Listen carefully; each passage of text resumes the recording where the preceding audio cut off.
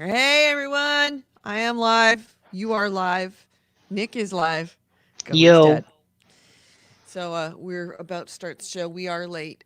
We had multiple technical difficulties, not just on my side, but also on Nick's side. And then Goalie, after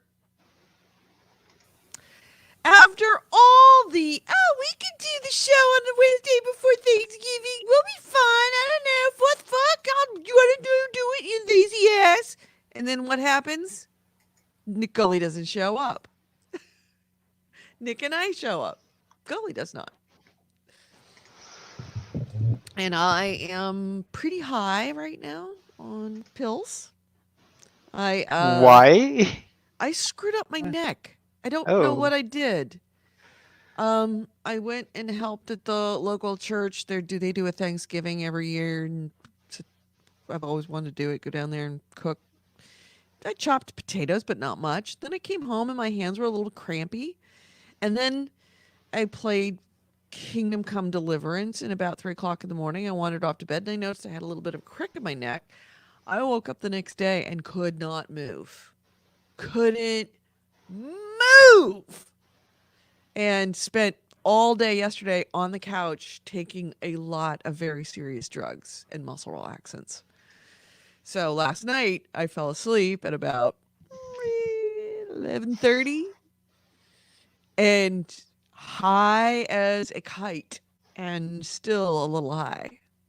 Actually, it's to say still considerably high. But yes, that's why I'm loopy. Okay. Didn't make figuring out audio crap any easier. What does this button do? Yep. Yes, AC Wraith. We know we're not live on Spreaker yet. So, just want to say hello to the YouTube crew and You're the important fans. You're who we talk to first. no, that is so not true. Only you will hear this because we're not on Spreaker. That's true, but I love all our fans. Podcast, video games,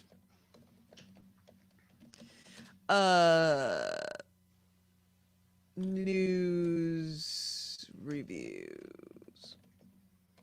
Oh, GameHounds. All right. We are about to go live on Spreaker. Are you okay with that, Nick? Yeah. All right, go live. This podcast discusses video games, modern culture, and technology, and these podcasters are big fat potty mouths. If you're younger than 18 or are easily offended, please stop this podcast now. Oh, and your mom says to take out the trash and do your homework. There. All right, mics are hot.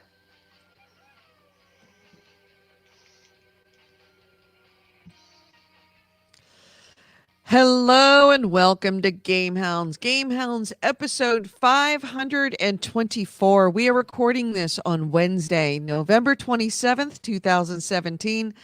I'm Edie Sellers. We have a Nick DiNicola. Hey. We do not have a Holy Gully. That has not happened, much to my consternation. He was supposed to be here. He made a big deal about how, we need to do a show a day before Thanksgiving. It shouldn't be a problem. And then, I get a text this morning that says he can't do the show. You're quiet about this, Nick. I would think that you would be very vociferous about it. Fuck you, goalie. No, I'm sure distracted and looking at news and things. Those some Stadia stuff, and I'm trying to find it. Oh yeah, of course. I really, really wanted to find. I wanted to hear from Nick, from Goalie, about how things are going with his mom. I know that that's what's making him crazy right now. Is his mom. And I want to know what's going on. What's I the mean, drama? we'll get that update See, I next don't week. have any more family. All of my family is dead. So I have to rely upon Goalie's family drama to actually have a Thanksgiving. Because what's a Thanksgiving without family drama? Although, Nick, And I your get along family, with my family, so I you know. know, your family strikes me as very, very not drama. It's very low key. Like everybody likes each other. It's all good. No, not really. Yeah, you don't get a lot of drama. See, you missed out. Yeah. You have missed out. It is not the same. When Did I you have a though? Did family that I? drives you crazy, what the hell is going on with my hair?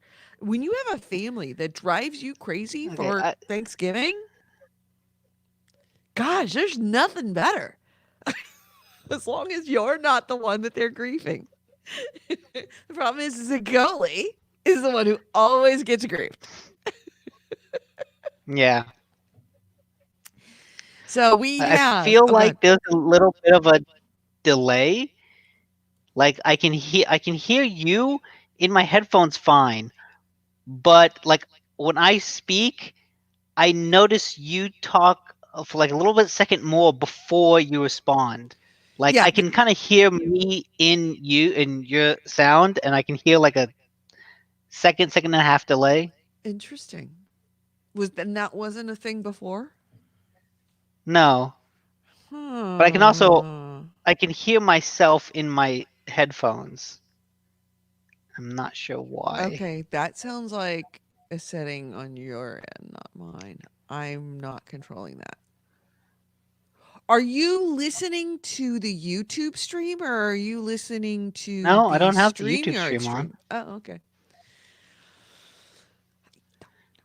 I don't know.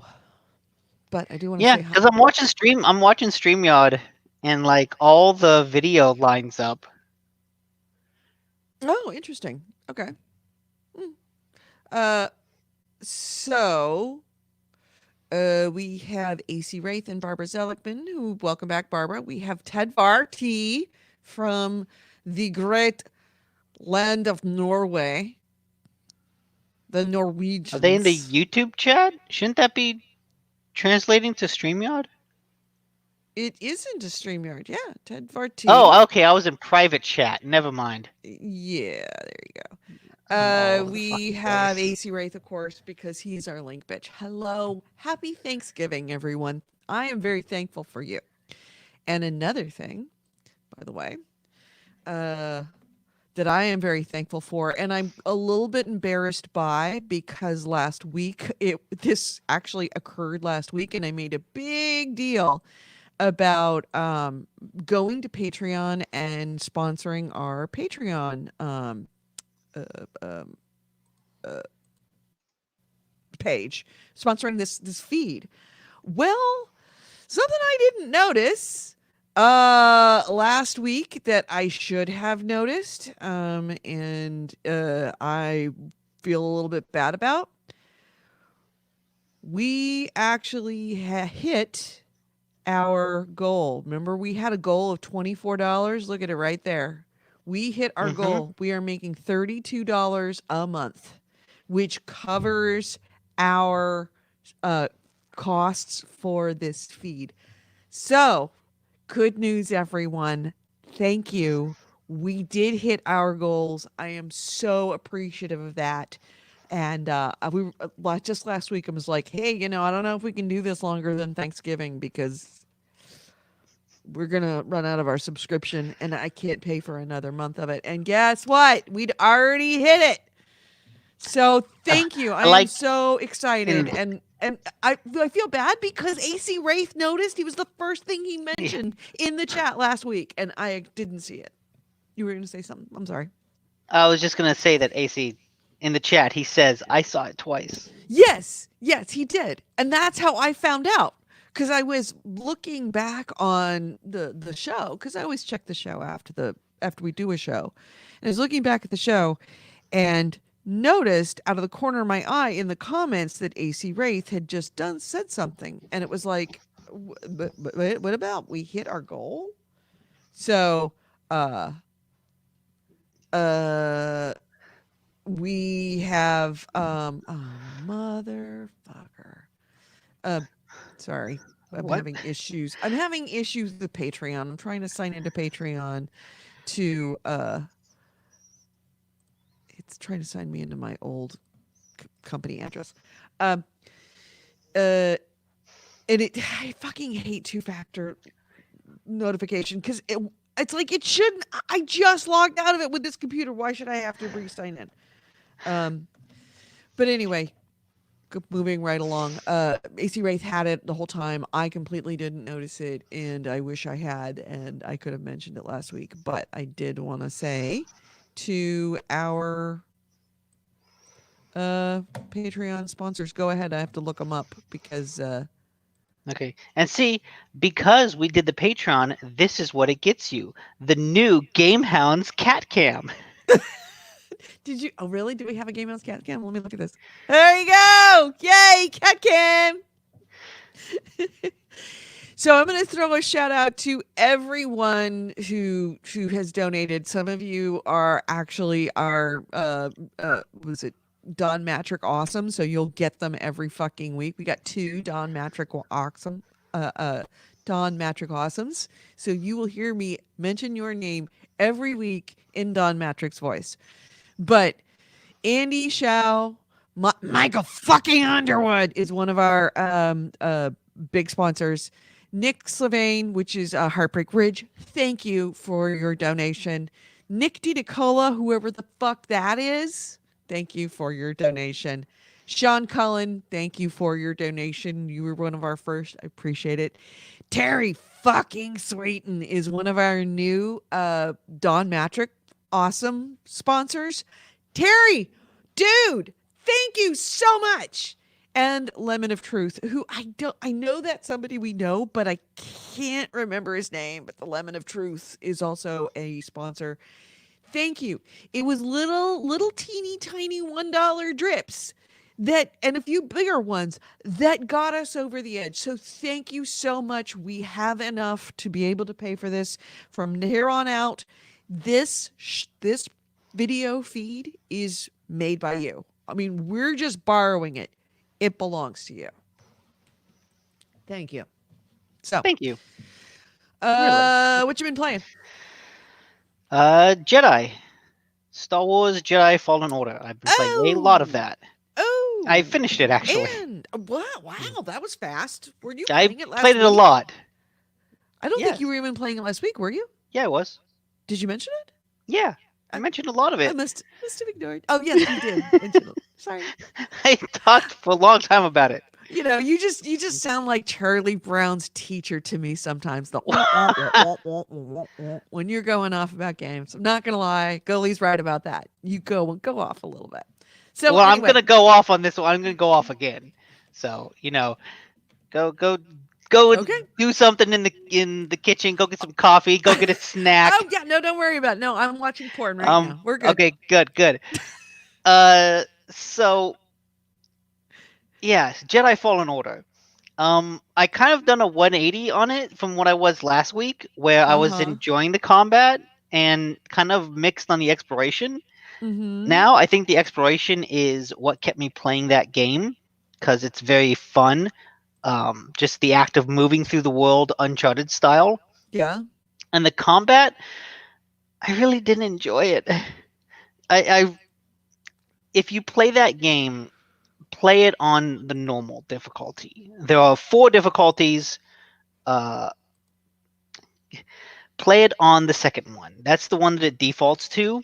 I bumped it up because, I was told through reviews and everything that this game kind of had a Sekiro-like combat system. So I went into it expecting, wanting to up the difficulty to give myself a challenge because I'm used to that more demanding game. I don't think the combat scales very well because there's a bunch of little things about it that just feel like the developer reaching into the game and interfering with my fight in a way that is very frustrating. Okay. So one of the first things is the stamina bar. The stamina bar in this game is kind of a misnomer because it's really more of a shield. So you can't hurt someone as long as their stamina bar is up. they will block all of your attacks. So if you wail on them a lot, every time they block, you will kind of chip away at their stamina a little bit. Or you can wait for them to attack you and then parry that attack to take off a much larger chunk of stamina. And once that stamina is gone, then you get a chance to attack them.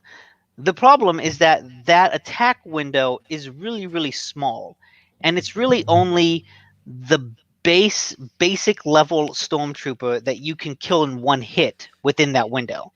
Even like the stormtrooper one level up, you'll fight for a bit, take out the stamina bar, hit them once, and then the stamina bar will refill, and you have to go back to trying to take that out. And as a result, fights just feel like they drag out for a really long time because I take off the stamina bar, I hit a guy, and no matter what combo I do, like no matter how much I wail on them, the moment the stamina bar comes back, they just start blocking everything again. And so even that base level stormtrooper, I take off the stamina and I just throw everything I have at him, and then the stamina bar is back and he's blocking everything. And so when you Are you couple talking about boss fights? Because I'm not seeing that on the gameplay that I'm seeing right now. No, there's just regular fights, but boss Okay. fights is particularly bad. And also, this might be a bad level because this is a level.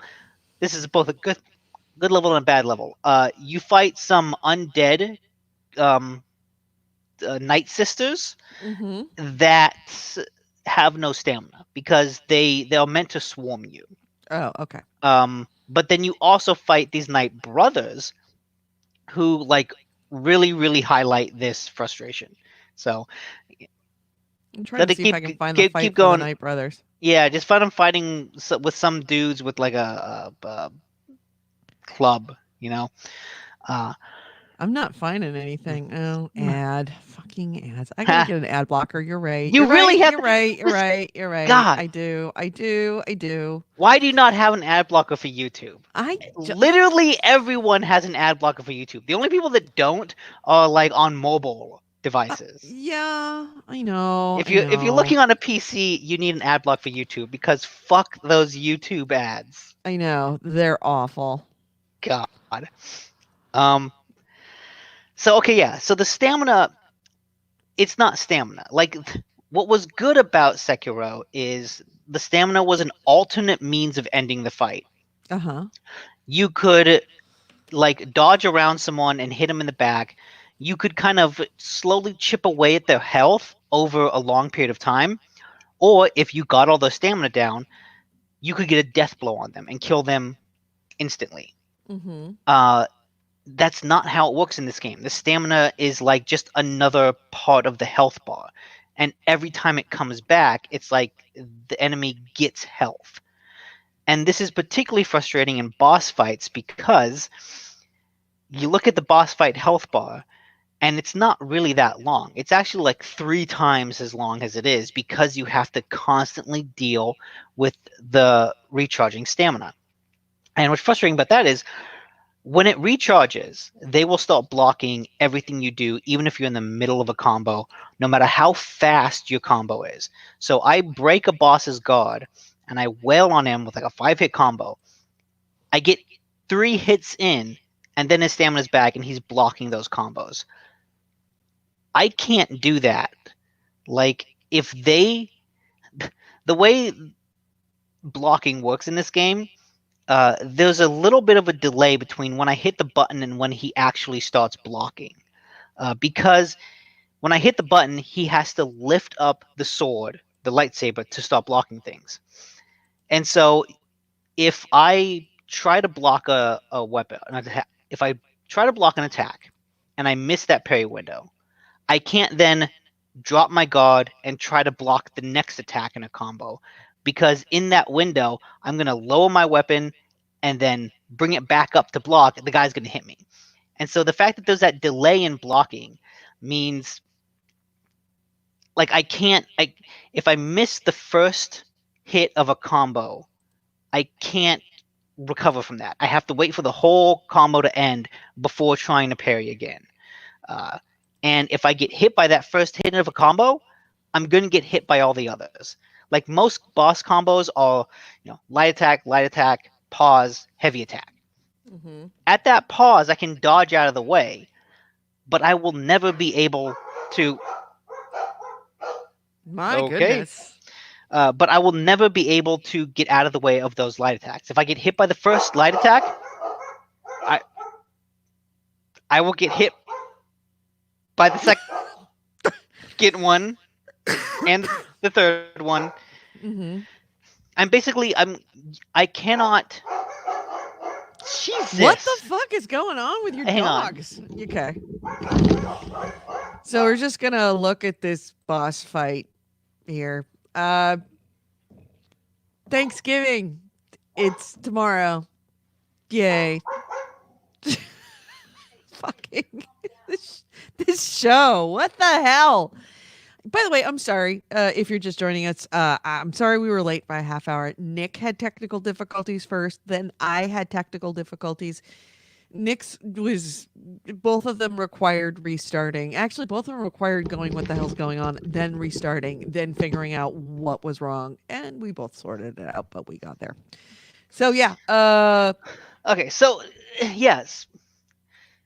So basically, like my little nitty pickies about, well, not really nitpicks because it kind of destroys the combat, I think, on harder difficulties.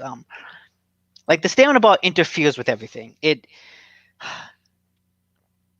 allows the enemy to recover like from anything I throw at them in a way that feels fake, in a way that kind of feels unfair. Like I said, it's the developer reaching into the game and pulling me back. Like if I get to this is a sword fighting game, right? This is a melee game. I am a guy with a sword. That means all the damage I can do, I have to do up close. And the game is like constantly doing things to prevent me from doing damage. A lot of the bosses will have this force push ability, which makes sense because I'm fighting force users. But they always use it in a really frustrating way because they can use it instantly. Like when I use my force push, it's a charge. Like I need to pull back and push. And if a guy hits me in the middle of that, he interrupts my push and I can't do it. With the bosses, I can wail on them with like a huge hit combo. Just, hit wham, wham, wham, wham, wham, wham. And right in the middle of those attacks, they will push me away. And they do that because the game wants to draw out that fight. It's like, okay, you're getting too aggressive, back off so that we can have the boss do like a special flourish combo, some cinematic type of thing in order to look cool. And it's like, no, I need to break his guard. I need to get the stamina down, so I'm going to throw everything I have at him to try to break that guard. But then the game pushes me away. Like it punishes me for being too aggressive in a sword fighting game that demands you be aggressive. And it's just really, really frustrating because I keep trying to get close to the guy and the game literally keeps pushing me away. And it's like, well, I can't do anything when I'm away. And because of how the stamina works, like I spend some time hitting them to break the guard. I spend time parrying to block the guard to break the guard. And then the moment the guard is broken, like I spend, let's say a minute of a fight trying to break the guard. And the moment it's down, I get in 2-3 hits and then the guard's back up. mm-hmm. And it just draws out the fights. It just makes them so long and it just feels so fucking grueling. Because like by the time a boss is halfway gone, I'm thinking like, God damn, I have a whole fucking half of this. If they didn't keep recharging the stamina, I could have killed you 3 times over by now.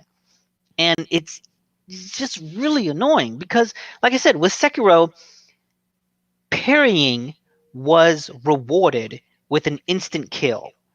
Like that's how you defeated enemies. That's how you defeated bosses. Is you could chip away at their health, but really you had to parry them, and the moment you did, you got the death blow in. And some bosses took more than one death blow, but like that was the key. You parried them and you broke their guard in order to kill them fast. And in this game, going to all the trouble of parrying and breaking their guard, it doesn't feel rewarding. It's like, well, okay, this is a slog of a fight, and it's only a slog of a fight because your stamina keeps recharging, and you keep like forcing me to do the same things over and over again, and it just feels lame. It doesn't feel like if they did it the Sekiro style, that would make way more sense because it's a fucking lightsaber. In theory, when I hit a guy once, that should kill him. I Mhm. should have the death blows in this game because the lightsaber is the ultimate death blow weapon, but it's not. Like so many enemies is, oh, I'm gonna break your guard, and then I'm gonna hit you twice with the lightsaber, and then you're gonna keep on fighting as if I just poked you with a bat. And it's like Right. that. Like in previews, when people compared it to Sekiro and they kind of talked about this stamina guard system, it made sense for a lightsaber. It's like, oh, that's a really cool way to implement, a lightsaber into melee combat in a game. But they don't do it very well, and it just ends up being another, laser bat and not a laser sword. And like I said, the fights just drag on in a way that feels unfun and unfair because the enemies are Well, it able to. seems like it's artificial. Like they're trying Yes, to yes, the enemies. extend the fight and make them longer rather than putting in more mechanics that make them more difficult to fight. They're Yes, actually just created this artifice that forces you to fight the boss fight longer. yes. Like they're not long because they're challenging. They're long because they keep they keep pushing me away and they keep recharging the stamina in ways that I can't. In ways that give them, like you said, an artificial extension of their own abilities against me, and it's very frustrating. But when I got to one boss fight and I was particularly angry at him, I bumped the difficulty back to normal. Mm-hmm. And normal is super fucking easy. Oh, Uh, is that so why I'm looking at these boss fights and they don't look very hard? oh You yeah, must be no, playing these on look normal. fucking. He is blowing through these, which is kind of what I did because on normal, because the parry window is so much bigger and because the damage they do to you is so much less, you're able to cheese it a lot more. Like you're able to the forgiveness of the game because it's easier. You don't have to engage with a lot of those systems, or they don't feel as frustrating because they're not as punishing, right? Like I do more damage. It feels like I do more damage to them. So the fact that I only get a couple hits in when the stamina god Oh, isn't I that can big of a see it. There deal. we go. I see the stamina bar. See, there's a stamina bar that's over the. Is that the bar that's over the enemy? Yes, And yes, then you have to get that down in order to actually do health damage, which is the big bar at the top of the screen. yes. Got it. And maybe in this fight you'll be able to see um like how quickly it refills when I take it down. And you can see in this fight, it's hard to knock the stamina meter down, and it just re-fucking fills. Right. Like Got it. if you don't parry and block fast enough, it refills just naturally. And so like you have to be aggressive, but then at the same time, the game is constantly doing moves like a force push that punish you for being aggressive. And Mm-hmm. it's yeah. But on normal, because everything's easier, you're kind of able to just ignore a lot of those more demanding systems, and so it's nowhere near as frustrating. Um, and so, combat aside, uh, I really enjoyed the exploration. Like once I got a lot of my abilities and I was able to just go around the world and explore it, I really loved just finding secrets, finding different little story beats within the world. Um, and just exploring every little corner of the map and feeling like, oh, now I can go over here, or now I can go over here, because the way the maps expand and circle back on each other is often very cool and very clever. And uh, as someone who loves Uncharted and who has always loved just that general act of climbing, that general movement, like going from Prince of Persia to Uncharted to Assassin's Creed to Tomb Raider to this, like that climbing. I like climbing in games, and you do a lot of Uncharted style climbing and exploring and traversing in this game, and I really enjoy just that act of moving through the world, and that is what kept me playing all the way to the end. Uh, Once I got frustrated enough with the combat and I bumped it down to normal, I wanted to just see what happens, and I just wanted to keep exploring. The story ultimately, I think, is okay. Um, as someone who's not deep into Star Wars lore, I found a lot of the discussions of the Force to be confusing and kind of bullshit. Of like, oh, you got angry, and so that got you tapped into the dark side because you got angry because everyone you loved betrayed you, and now you cut yourself off from the Force. Like, why is that? Everyone betrayed you, and you got angry. I understand, but they're like, oh, I got angry. I tapped into the dark side, and it was so scary. I'm like, I fucking Force monk bullshit. Uh, and what's funny is like I was talking you really to. are just a seething ball of hate deep down inside. Oh yeah, oh yeah. And what's funny is I was talking to Force Man, to Ryan, about this because he's Hmm. much more of a Star Wars fan, and he's deep into that lore. And he was telling me like, okay, the dark side is really kind of like this. It, it's best explained as an addiction metaphor, where like if you open yourself up to it a little bit, then it like calls to you, and it asks you to go into it more, and it's like an addiction. And it's like, okay, even if I just got angry for a moment and opened myself up to the dark side a little bit, because it's like this drug, it's like cocaine. It's very easy to fall into that addiction. And I'm like, wow, that's a really good explanation and like narrative justification for why embracing the dark side just a little bit can be really bad. This game doesn't get into that at all. None of the movies have ever gotten into that at all. Nothing I've seen of Star Wars have ever gotten into that at all. But it's like, that wherever he got that information from, that's a pretty good way of thinking about it. If only, the more mass part of Star Wars talked about it in those terms. And it's It kind of would. funny that you mentioned that over Thanksgiving because, and this is just probably getting, well, I don't care. Oh, my family's dead. I don't care. Our family has always been, I like to call them rageaholics. It's not that we're angry. I mean, we are, but our family, it's like you describe it, a little bit of an addiction to being angry and pissed off. There's a power that you feel, and it's almost like you said, a great addiction, that if you are ranting and pissed off and angry and just raving, it feels good. And it's a genetic Yeah, thing. yeah. It has past like 20 minutes can attest to. Hmm. It feels great. And my brother is still deep in rageaholism. I have actually weaned myself out of being a rageaholic, but it's taken many years of therapy to not be pissed off all the time. And those few times that I do get a little pissed off and I just like lay into, for example, Kevin for not emptying the dishwasher, I feel it. It's like, yes, that feels so good. I love this drug. I love just screaming at Embrace the someone. It dark feels side. right. The dark side is very strong in this family.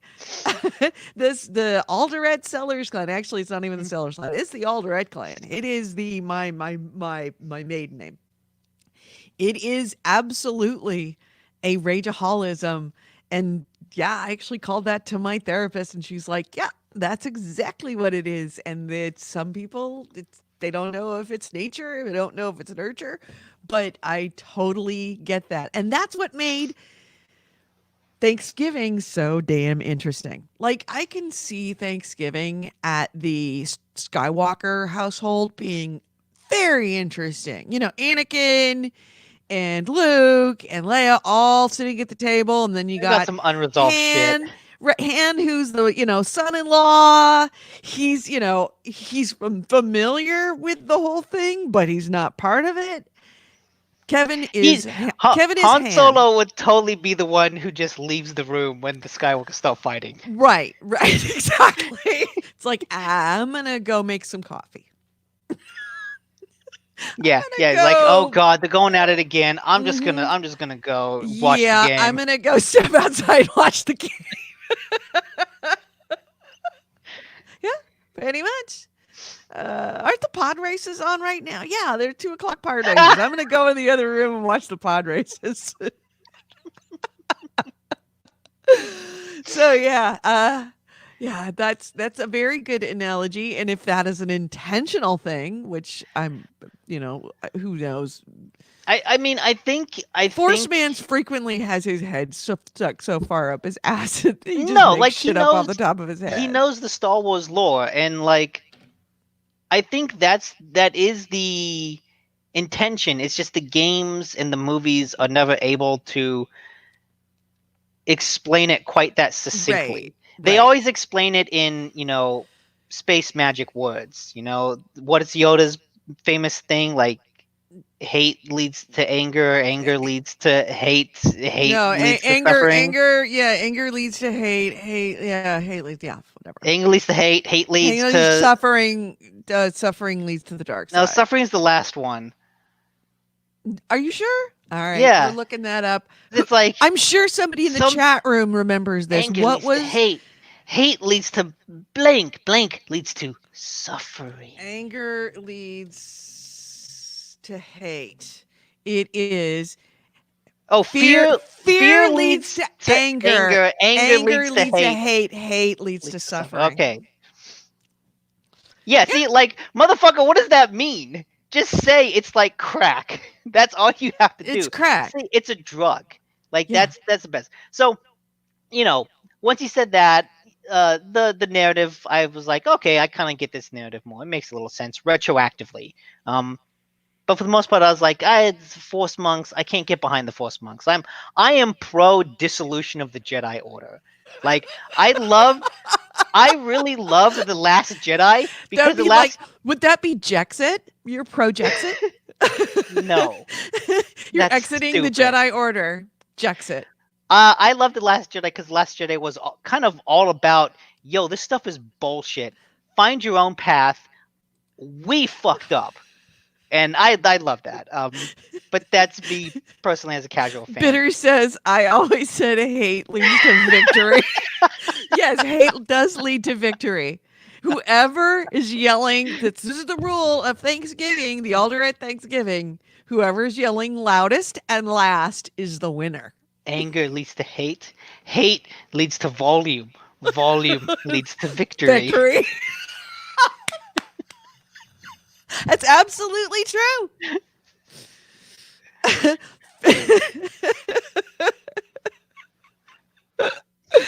So, Anyway. yeah. So watching this, I did remember like one of the pros about combat is fighting animals Yeah. because the animals don't have a stamina bar. Anything that's not a human doesn't have a stamina bar. And so a lot of the more difficult, like giant spiders, giant, monkey creatures, giant statues, like fighting a lot of those is fun in that Dark Souls kind of way because it's a lot of dodge, block, get an attack in, dodge, block, get an attack in. And it's a lot of chipping away at health, but the moment you chip away at the health, it's fucking dead because it doesn't have a stamina bar. And so that was fun. I enjoyed the combat when I was fighting non-human creatures, and I enjoyed the exploration. The story's fine. I think it ends really strong. It has a really, really last 10 minutes are really, really good. And yeah, overall, it's an okay game. Yeah. It's the best Star Wars game EA has put out. Sort of not saying much. Yeah. But yeah, Fallen Order. Solid B. Thanks. Maybe B minus. I don't know if I told you last week, I finished the gameplay of I always want to call it Red Dead Redemption. Kingdom Come Deliverance. Oh, you beat it. I beat it. I beat the story, and the game lets you know that the last thing you have to do in the quote unquote epilogue is you have to ride off the map. And Something that I have subsequently learned is that this was a game of 3 acts originally, and they realized that it was gonna be so big that they took the 3rd act and they said, "We're gonna make a sequel out of the 3rd act." So, really, you're only playing 2 acts. You do not spoiler alert, you don't Oh. get the sword back. Oh, bullshit.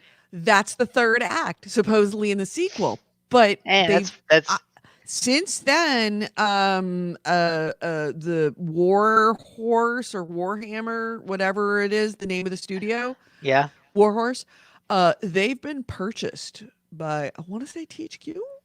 Somebody purchased them, Okay. and they've been now silent about where the sequel is. So I don't know if we're going to get a sequel. I think we will. I think they did this drop game. a little bit of a spoiler that they may be working on it, but I mean, THQ buys this developer for this game. You know what? I can see this going the Witcher route. Like the first Witcher was it was popular on the PC crowd. mhm. And then the second Witcher was it blew up a little bit more, but it wasn't until the third one that it became like this big Right. mass market success. Right. And I can see that happening with this game because it started as a Kickstarter. Yeah. And so to go from that to then putting out a game and it being pretty well received. It got a lot of people, a lot of now that I'm playing it a year and change after it actually came out, I'm going back and looking at the reviews, and I don't know that the reviews are fair. A lot of people didn't Well, apparently like it was very buggy at launch, which thankfully we don't have to deal with. Yeah, it's still got bugs. It's still got a lot of bugs. I haven't encountered anything. I have encountered having difficulty selling gear. It locks up, so you have to keep trying over and over. Like, go to trade, go back to the trader, go, let's trade, and it brings up the trade screen, and your figure doesn't populate in the screen, which means that the thing is not it's not working. So Yeah, you it have to didn't go load back out, go back the in, go menu. back out, go back in, go eventually. And I've tried, like, is there anything I need to be doing? Maybe I need to move in a different direction. Maybe I need to sit there and look at the guy before I say let's trade. None of that has made any difference. It is just a matter of go in, go out, go in, go out, go until it actually loads properly, and then you can do it. And some of them, sometimes it works just great. Like you just go in and boom, it's there. And then sometimes it's like 10 or 12 or 15 times. You're just sitting there going in and out and in and out and in and out and in and out and in and out. And then eventually it's like, and then you start going, fuck, what is this game broken? And then you finally get one. I wonder if that's because I'm playing on a pro. And just like the extra processing power Possibly. helps it get over that hump and helps it populate that menu. Possibly. I do notice that it tends to be an issue when you are overloaded, when you have a lot of things in your inventory. Oh yeah, like it's struggling to load. It's struggling to load everything in your inventory. And I don't know if that's the case, but it just seems to be the case. That seems like it, because I haven't had any issue with merchants in that regard. Yeah. And the game is freaking slow. That's the point. It is a hyper-realistic medieval RPG. Everything was slow in this time. And so is that what a lot of the fine. reviews were? They were against it being slow? They said it was slow. They said it was buggy. And don't get me wrong. The bugs are still there. In fact, I'll pull up. Let me see if I can pull up. I've actually taken so that I have been recording some of the more awesome bugs. I have to go to YouTube. I'm sure there's like a GameHounds YouTube channel. bug compilation of this game. I was actually going to do that. I was going to put that in. Let me see. Where is my channel? Yeah, I was actually recording these simply so I could create a compilation video. Oh, it looks like I thought I uploaded more than that one. I mean, here's a good one. Let me share my screen so you can see it. There's been a number of times that I've run across bugs that just make me laugh. Here's one. All right, you ready? In fact, even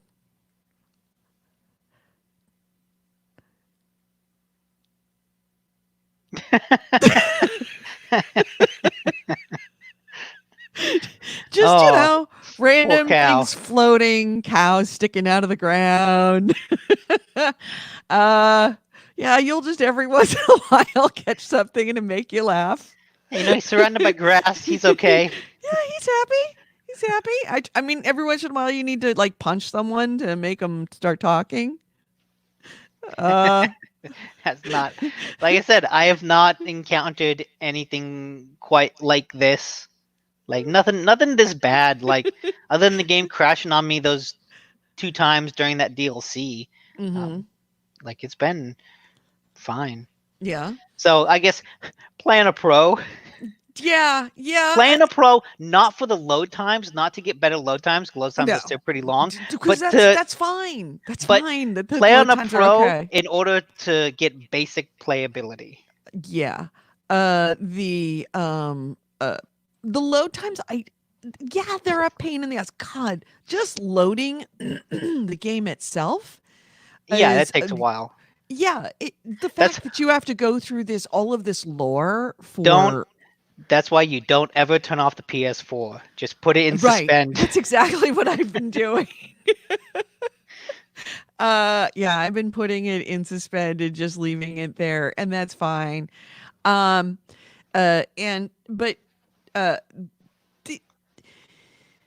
loading screens, oh god, especially at the end. Oh, in the epilogue, the loading screens are so annoying. You wait like 4 or 5 minutes for a screen to load, and then you get literally 5 seconds of cutscene, people walking into the castle, and then it goes to another loading screen of another like 5 or 6 minutes, and then you see somebody else like walking across the battlements, and then it goes to another load screen of like 5 seconds, literally 5 seconds, and it takes I'm very curious to load it. When I get to this point, I will update you on what I face in that regard, because I don't think it will load that much for me. Well, possibly not. But that being said, if you don't go walking off the edge of the, and it does give you it does give you a warning. It says, hey, if you want to end the game, go walk off the screen with Lord Capon. He's meeting you up at this place. Don't tell me too much. Right. But if you want to keep playing and do after story gameplay, don't meet with him. Do what you need to do, and then when you're done, go meet Lord Capon and walk off. So basically, go keep exploring the world and keep having fun. So I have been for the last 4 days going around, and man, there's still so much to do. Oh my gosh, so many things I missed. Like I finally found Matthew and Fritz. Oh, you haven't found them. I mean, I saw them in Sasau. Yeah. I sent them off to Ledechko to work at the Millers, and then they disappeared from there. And I was like, fuck, where are they? I found them. And I can now, I downloaded, here's another thing. I bought the DLC after I finished the game. And then I got the dog. The dog is a DLC? The dog is a DLC. You can get a dog companion with if you have a woman's lot. Yes. A woman's lot DLC. I thought like I had just reached that point in the story when I got a dog. I didn't think that was part of the DLC. That is part of the DLC. And the dog makes so much easier. There's a lot of really annoying things about him. The dog's name is Mutt, Mutt gets in the way of so much stuff. The whole time I'm playing him, I'm reminded of the whole thing of Peter Molyneux of I'm going to show you love. I'm going to give you a dog. And that's one of the things that he also said is here's the thing with the dog. The dog needs to not be annoying. He cannot get in the way of gameplay. And that is a real technical challenge because you want to have this living dog that seems very independent, but at the same time, never gets in the way of your gameplay. And Peter Molyneux made the best dog ever in a game. That dog never got in the way of opening a door or sneaking somewhere or opening a chest or whatever. Mutt gets in the way fucking everywhere. Holy shit. Mutt has gotten me killed a couple. Well, he's never quite gotten me How killed. does he get? But he's what? How does he get you killed? When I'm Like trying, if you're I'm trying to sneaking, sneak up on bandits. Like I reach a snare, one of those little random things that Yeah. happen when you're going on the road, and I decide to scout it. And I'm like, okay, I know these guys are trying to kill me, so I'm gonna go sneak up behind them and stealth kill all of them. And fucking, I'm stealthing along. I've almost got the prompt to do the stealth kill, and then Mutt runs in front of me. I'm like, fucker, Mutt, get the fuck out of the way. so Of it's course, not like I just so. keep pushing up against him. Okay, so and it's then not Mutt like goes, okay. okay, I'll leave. So it's not like the enemies see him. It's because he's in your way and prevents you from getting the prompt. He's in the way and prevents you from getting the prompt. So many times I have been trying to stealth open a chest in a restricted area, so I'm stealthing. I've never had and quite that problem with Mutt. Yeah, Mutt's gotten Like in my he's way gotten in the way a couple times, but not enough to be annoying. More of like, oh, you're a dog. Yeah. I've gotten stuck in Yeah. loading mode after finish, but yeah, I honestly think that Barbara difference, says I have been stuck in with the same issues as Edie with this game, and I've gotten stuck in the loading mode after finishing a part. I want to know, Barbara, are you playing on a pro or a base? Like I think that might be the issue here. Is like the pro offers basic playability. Woo! Your game doesn't crash. What a it's worth $400. Yeah, AC Ray says Updog from really that's the name A of the robot dog. named Fight. Oh man, Updog is one of my favorite like running jokes that makes me laugh and nobody else. Updog from A Robot Named Fight is one of the best dogs, useful, but they double as a trampoline, so they're a constant obstacle. Yeah, base PS4. Let's see. Okay, Clayton Jackson so that's says probably Happy it. Thanksgiving. Thank you, Clayton. Happy.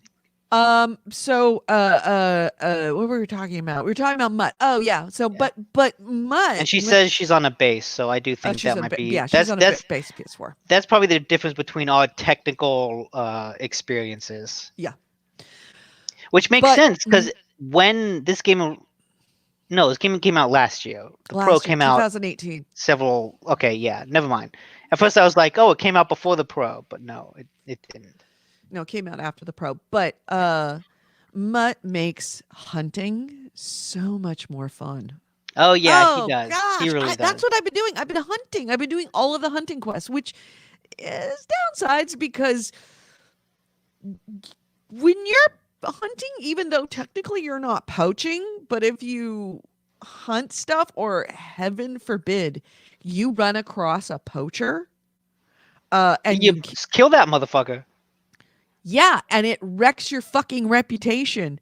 Does it? Oh God, yes. Scallots. I went from it is an honor to have a knight such as you pay attention to me when I go up to poacher. For killing a poacher, it's considered murder. Really? Because I killed the poacher outside of Talberg. Talberg? Yeah, and no one took issue with that. Yeah, they take issue with that outside of Scallots, big time. And I'm the huntsman in Talberg. Yeah. And yeah, no, I have killed poachers. I killed a poacher outside of Talberg, and they were pissed off at me. I immediately get the little like reputation thing, like you fucked up. You're a bad man. And then of course now I go to the taverns first off, all my prices are higher So for I'm everybody. And second, everybody looks at me like when I greet them, like I go up to talk to them and they're like, I'm not going to fucking talk to you. You're an asshole. wow. And like I try to get jobs from the bailiff. A little while ago, I went to the bailiff and he was like, "Oh, thank you so much. I need help. Here's what you can do." Now I go up to the bailiff and he's like, "Get the hell out of here. I'm not talking to the likes of you."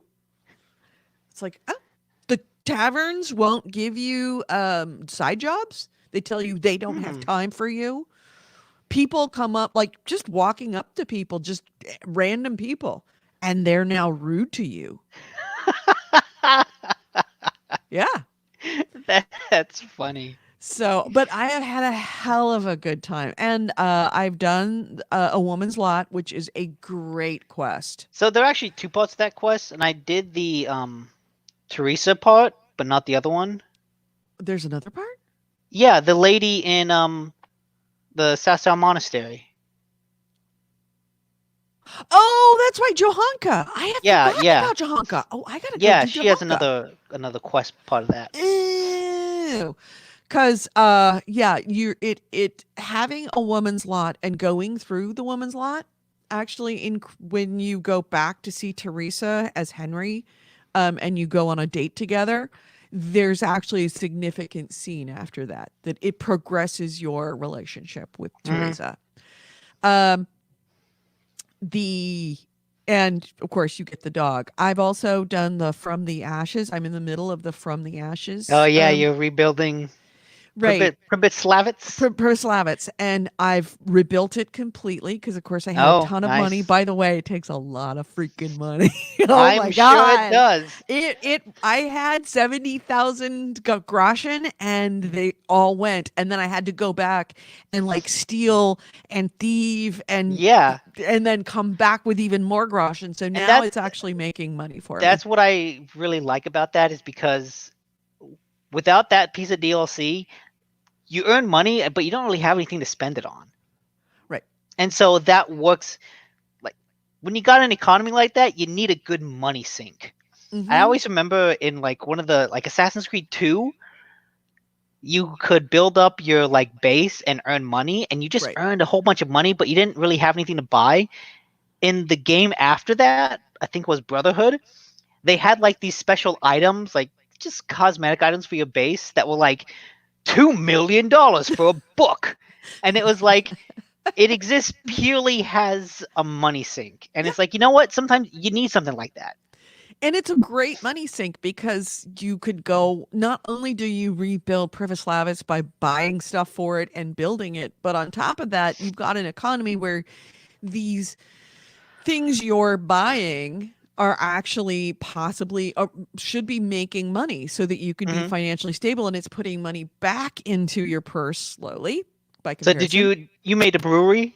I think you always have to make a brewery, right? I did make a brewery as part Yeah. of my So tavern. you can make your own personal beer. Mm-hmm. Yep. Um, And they give it a name too. But on top of that, you can find people that you've met, which I that's really right. love this. That you encounter through the game a number of people who leave impressions with you. You can go back and encounter them again and offer them a job, taking like Adam, who you deal with much more significantly, pardon me, much more significantly in a woman's lot, who is the son of the tavern keeper in Skalitz, and Bianca, your dead fiance who got killed in Skalitz, her brother, he is a refugee. Pardon me. He's a refugee in Rete, and you can go back to him and offer a job as the innkeeper of your new tavern in Skalitz. And it increases the amount of money that you get from that tavern. And you can go back to Matthew and Fritz and offer them a job in the laborers' camp. And you can go back to a number of different people that you've met. And you have multiple choices, and each of those choices change it. They offer a different cash bonus per day. There's a tavern. You can offer the job to a number for running the merchants. There's a trader's outpost. You can go back to different merchants and offer them the job in Privoslavitz. But if you pick other ones, or it's like the groom of the stables, if you pick one over the other, you will get different amounts. And sometimes, I just picked them on the people that I thought were I don't want to say most deserving, but the people who really needed the job. What's funny is I've offered I favored the refugees.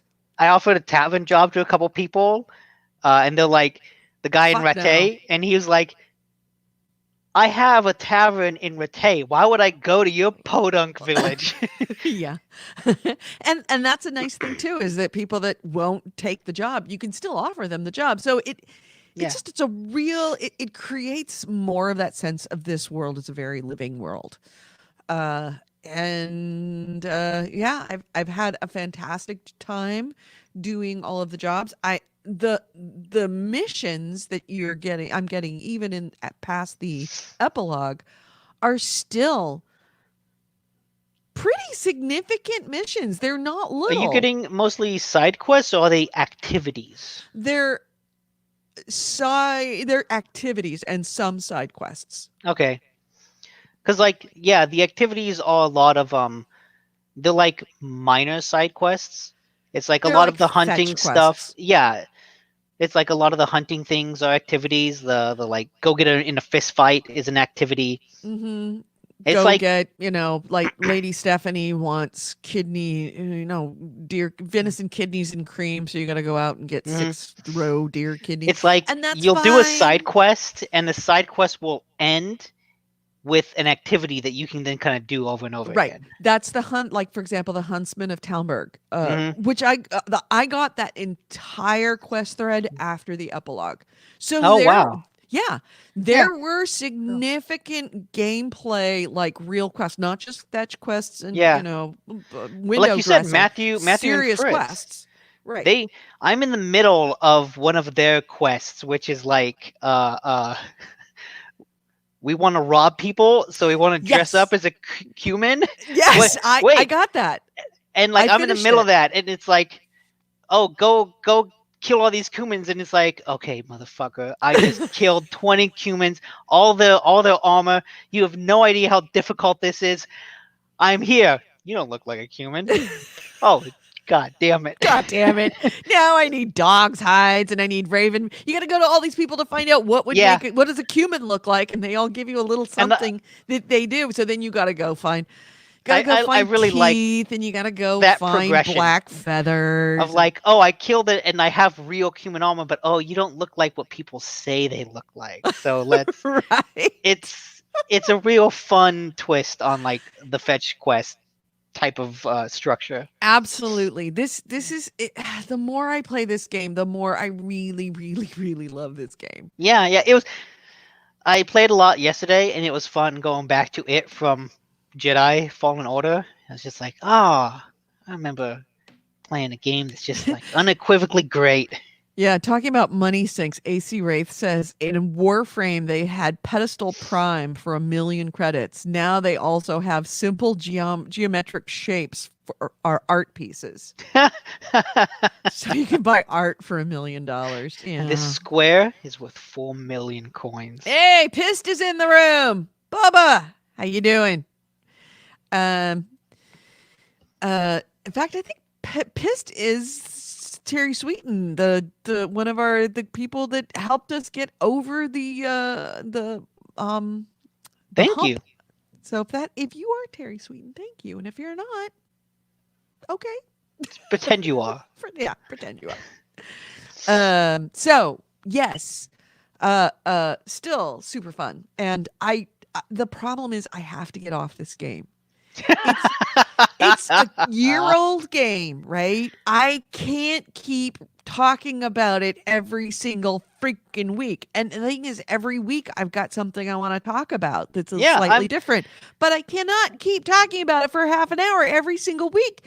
of a year-old game. This I is mean, embarrassing. in that way, it reminds me a lot of The Witcher 3. And like, I didn't beat that game. I fell off of that fairly early, but I did a lot of it, and the intricacy of the construction is what it feels like. You know, each Mhm. side quest isn't just go do this. Like, there's a lot of narrative behind it, and it's a lot of go do this. Oh, but it didn't work out, so go try this. Oh, but that Right. didn't work out. Go try this. Like what we were talking about with the Matthew and Fritz. Of like, oh, in another game, it feels like go get the cumin armor, come back, and then rob something would be the quest. But now in this game is go get it. Oh, that doesn't look quite right.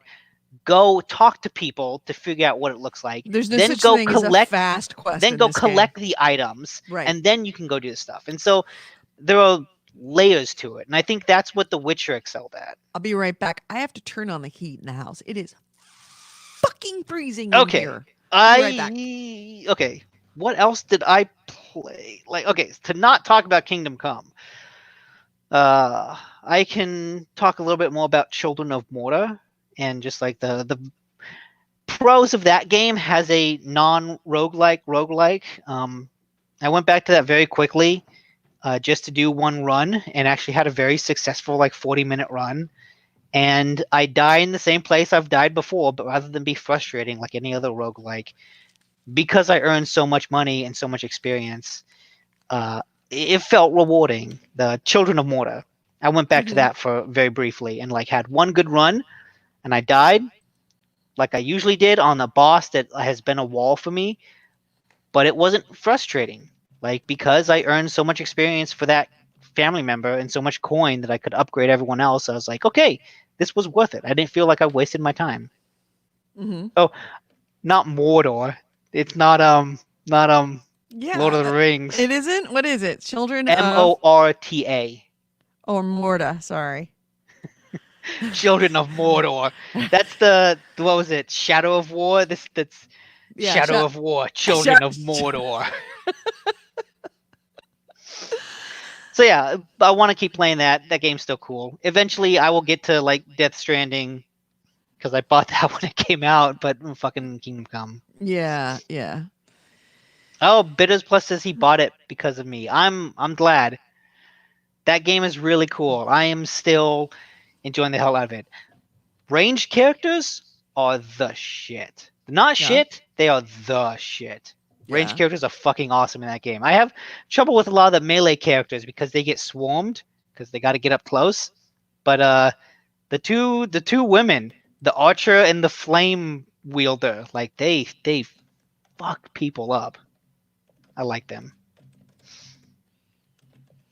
Okay, so time for kitty cam break time. There's no kitties. There haven't been kitties since the beginning. No, I don't know where they are. Fucking Hold kitty on. cams. Typical fucking cats. He's not there. Is he under there? He's not under there. Where the fuck? Oh wait.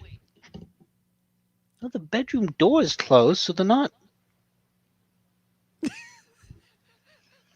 Hang on. All right, the cats are missing. That's disconcerting. So over Thanksgiving, I'm around. Goalie's around. I'm assuming, and pissed off, which is always awesome. Nick is around. So if we all want to get together and do what game would we play as like a big group?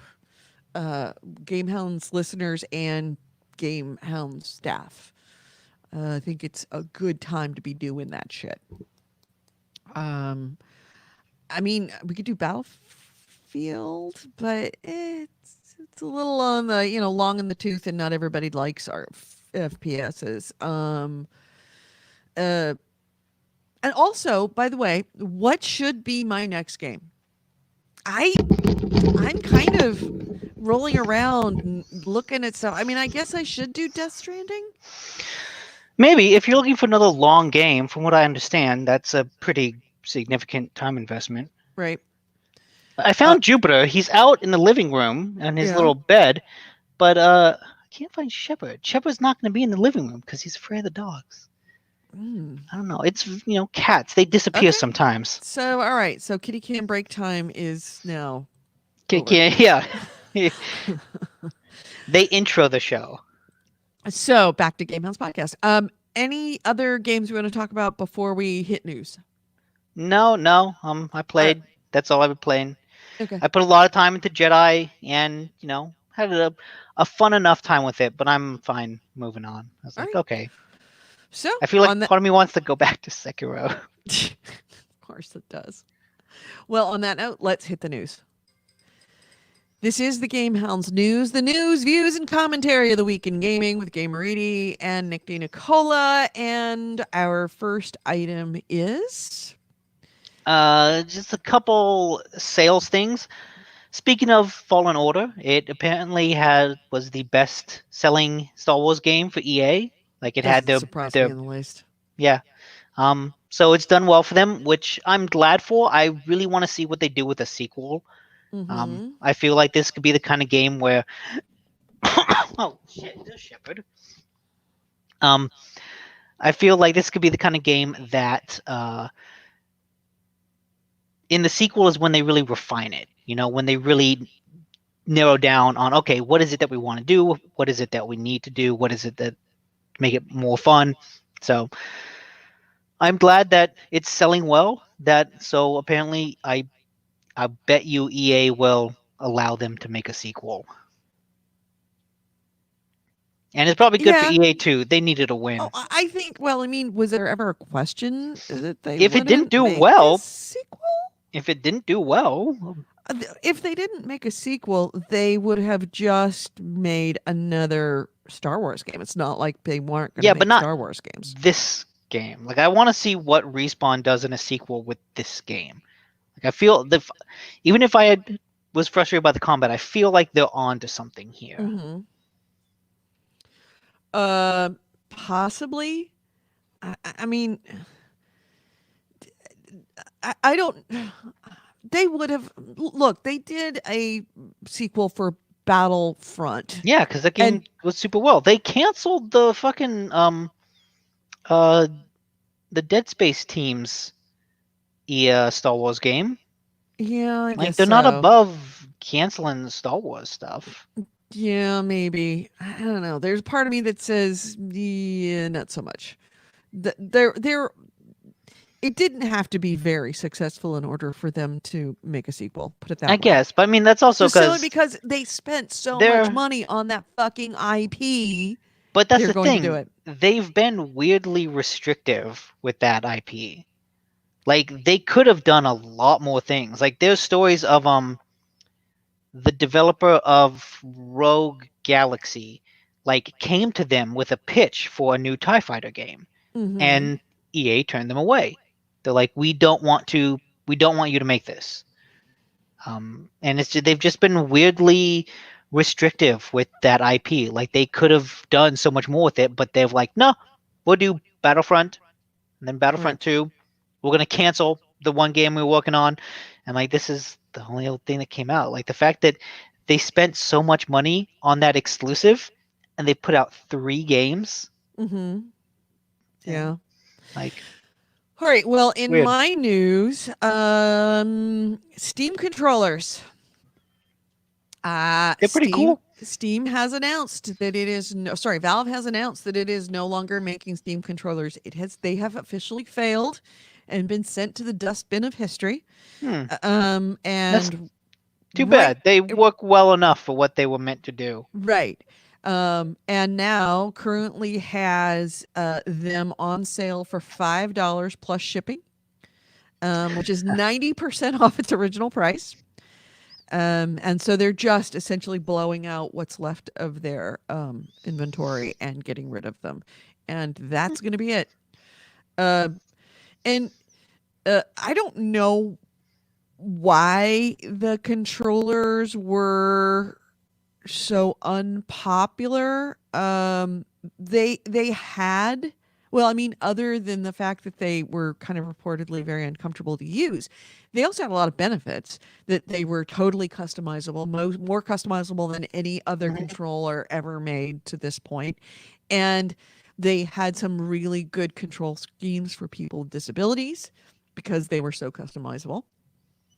I wonder if Um, this is a result of the like Sony and Microsoft really opening up their well, the Xbox controller has always been compatible with PC, but just this generation, Sony made the DualShock 4 PC compatible, right. and maybe it's just games in general kind of becoming more controller not centric, but more game support controller. Right. It's just kind of rendered the Steam controller obsolete. Um, like it filled the niche that existed a couple years ago, but no longer does. Yeah. Um, so yeah, that's kind of the news that if you want to Hmm. take home a if you always wanted your Steam controller, now's your opportunity. Which is a little sad because it seems like Valve has had enough. Valve has had the luck with hardware that Sony has had with peripherals, where most of the peripherals Sony has made in their history have failed. They've not been good. The PS2 hard drive, the PS2 camera, the PlayStation Eye, um, the Move controllers sucked. Now they're used as part of the VR thing. It seems like the PlayStation VR headset has been the one PlayStation peripheral that's actually been well received and relatively successful. Mm-hmm. And Valve, the controller seems to have failed. The Steam Link, I don't know if they're still making those, but I remember they were selling Yeah, I those for don't know either. $5 at a certain point. The Steam machines, they're not doing that anymore. Mm-hmm. But they're still all in on VR. Yeah, and that kind of points up something that's a been an interesting story that hit this week. Phil Spencer told Australian gaming site Steviver that Project Scarlet, the next Xbox console, is not going to have VR because, quote unquote, nobody's asking for VR. Hmm. The full quote is, I have some issues with VR. This is Spencer talking. It's isolating, and I think of games as communal, kind of a together experience. We're responding to what our customers are asking for, and nobody's asking for VR. And that's pretty well online to what Spencer said, back a couple of years ago in Ars Technica. And he said that people were not really asking and not really begging Microsoft to do VR, which is kind of interesting because the PC is by far the superior VR gaming experience, which is generally speaking Microsoft. But oddly enough, the Xbox consoles don't do VR, and I don't think they, from the sound of it, ever will. They're not going to be Yeah. big Well, supporters of VR. it's very demanding to get like a high quality VR Right. experience. You need a really strong PC. And for the most part, you need that headset connected. I've actually heard very good things about the Oculus Quest because that is the one headset that's wireless. Yeah. And I remember on Giant Bomb, Jeff Gersman was actually saying you could spend $1,000 on a Valve Index, but it's still a headset connected to your PC with cables. And so Right. you still need to clear out space in front of your computer to play any game. He would just like you if you're looking for a headset, you should probably get the Oculus Quest. Even though it's lower powered, even though it's not as like fidelity, it's not as sharp, because it's wireless, you have so much more freedom of movement and that matters so much more. Right. And Oh, Chris is in the chat. Hey, happy really? Thanksgiving. Yeah. Hold on a second. Ex I'm not in the thing. ex GameHound Chris Yay! Elba. There you go. Fighter Ace. Happy Thanksgiving, dude. We're still here. All these years later, still here. Thanks for introducing me to Nick.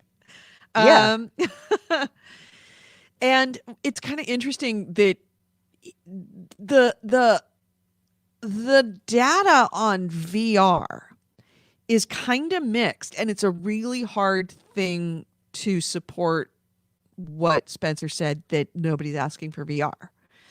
Because and it's Yeah. very typical of this, that it's not easy to say that it's won or lost, that it's dead or alive, because Yeah, it's just kind of VR in has the a very middle. large, a pretty good install base.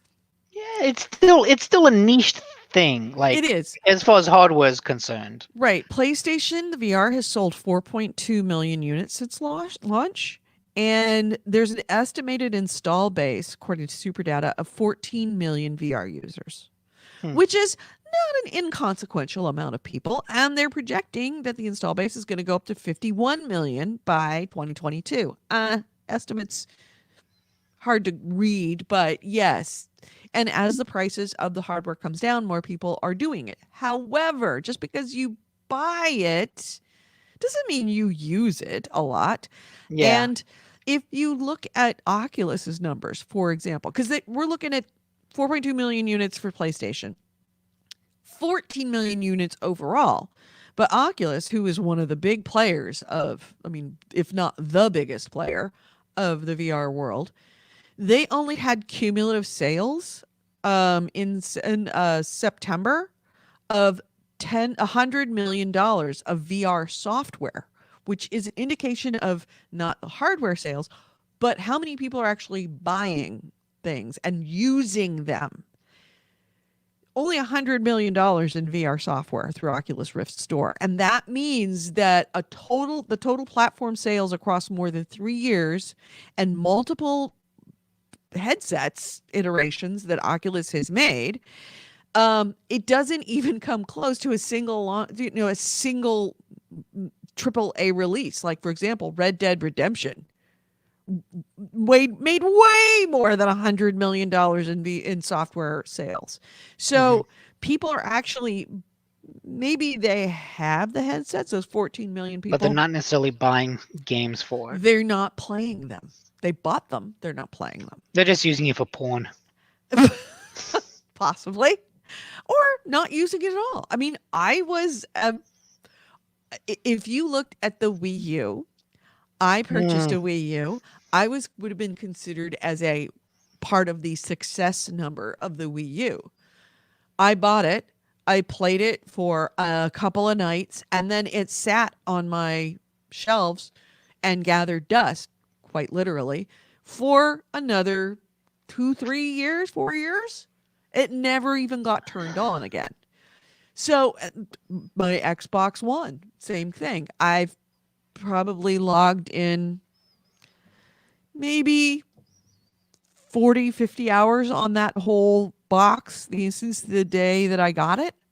So I am part of the install base, but I'm not part of the user base. And that's the ticket. These VR headsets don't make money. It's like a vacuum cleaner. Vacuum cleaner companies don't make vacuum cleaners. They make bags. They sell you the vacuum cleaner at a price so that you can keep buying the bags, because the bags have first off, you buy more of them over the lifetime of the vacuum cleaner than you would ever pay for the vacuum cleaner itself, number one. And number two is the markup on vacuum cleaners is so much higher. So, Or I should say market on bags. And it's the same thing with software. They're not selling you the headset. They're selling you the software. Now, the software... Still the case? 'Cause I just bought a new vacuum, and they're all bagless. Right. That's the thing, is that bagless vacuum cleaners are more expensive now. Because of that reason. Okay, because It used to be you could buy a vacuum cleaner for, like, if you buy $100 or a $75 vacuum cleaner, it's got a bag. If you want to buy a bagless vacuum cleaner, it's way more expensive. No, I got an $80 vacuum. Yeah, well, it's then bagless. it's going to be disposable. It's going to be dead. I don't know. It's pretty good. I think it's pretty good. Now. I literally could not find Speaking one of with dust. bags. Like, Really? I feel like that industry has moved past bags. Actually, the more expensive ones use bags, and because they are freaking workhorses, I only go for bagged vacuum cleaners Really? these days. Oh yeah, because I have gone through, including Dysons. I have gone through so many Dysons. Well, not so many Dysons. I have gone through one Dyson that literally fell apart. The plastic fell apart on me. And Hmm. I didn't really use it that much. It's just that they're made with a planned obsolescence, that the plastic degrades very quickly and then it breaks apart and then you have to buy a new one. I uh the most recent vacuum cleaner I bought, I spent a fuck ton of money and the bags are crazy expensive. Then why? But it's made of metal. It's made of metal and I will own that vacuum cleaner for 20-25 years. And Okay. I mean, Okay. look at my house. I Does it guess. look like it's been vacuumed recently? No, I don't use it very often. So you spent all that money on a vacuum that you'll own for 25 years and use 25 times. Probably. Well, that's not true. I'll vacuum my house, but where I use that vacuum a lot is rentals. My rentals. No. I Okay. vacuum my don't look at my house and think, "Oh, her rentals must be shitty." Our rentals are really fucking nice. And we clean those things between tenants. Like they come out freaking spotless. And the reason why I don't clean my house is cuz I spend so much time cleaning other people's houses. I have no inclination to come home and clean on my own house. Um, Fair. yeah, and I really want a maid, but can't afford it. But it's the only time my house has ever been truly clean is when we had a maid come in once a month. Oh, thank God, because we'd have to spend 3 days cleaning up the house in order for the maid to show up. It forced us to actually tidy. But beside that point, it's the same thing with VR. Is that the VR headsets don't have a lot of markup on them. They are not. Yeah. They Like don't that's what's all make money. consoles. The Most software makes consoles the money, don't. and people are not buying the software. VR games are not that popular, and they don't make that much money because they don't have a massive markup on them. Which is why it'll be very interesting to see how well the Half-Life Alyx does, since that's, supposedly the first big AAA video game for VR.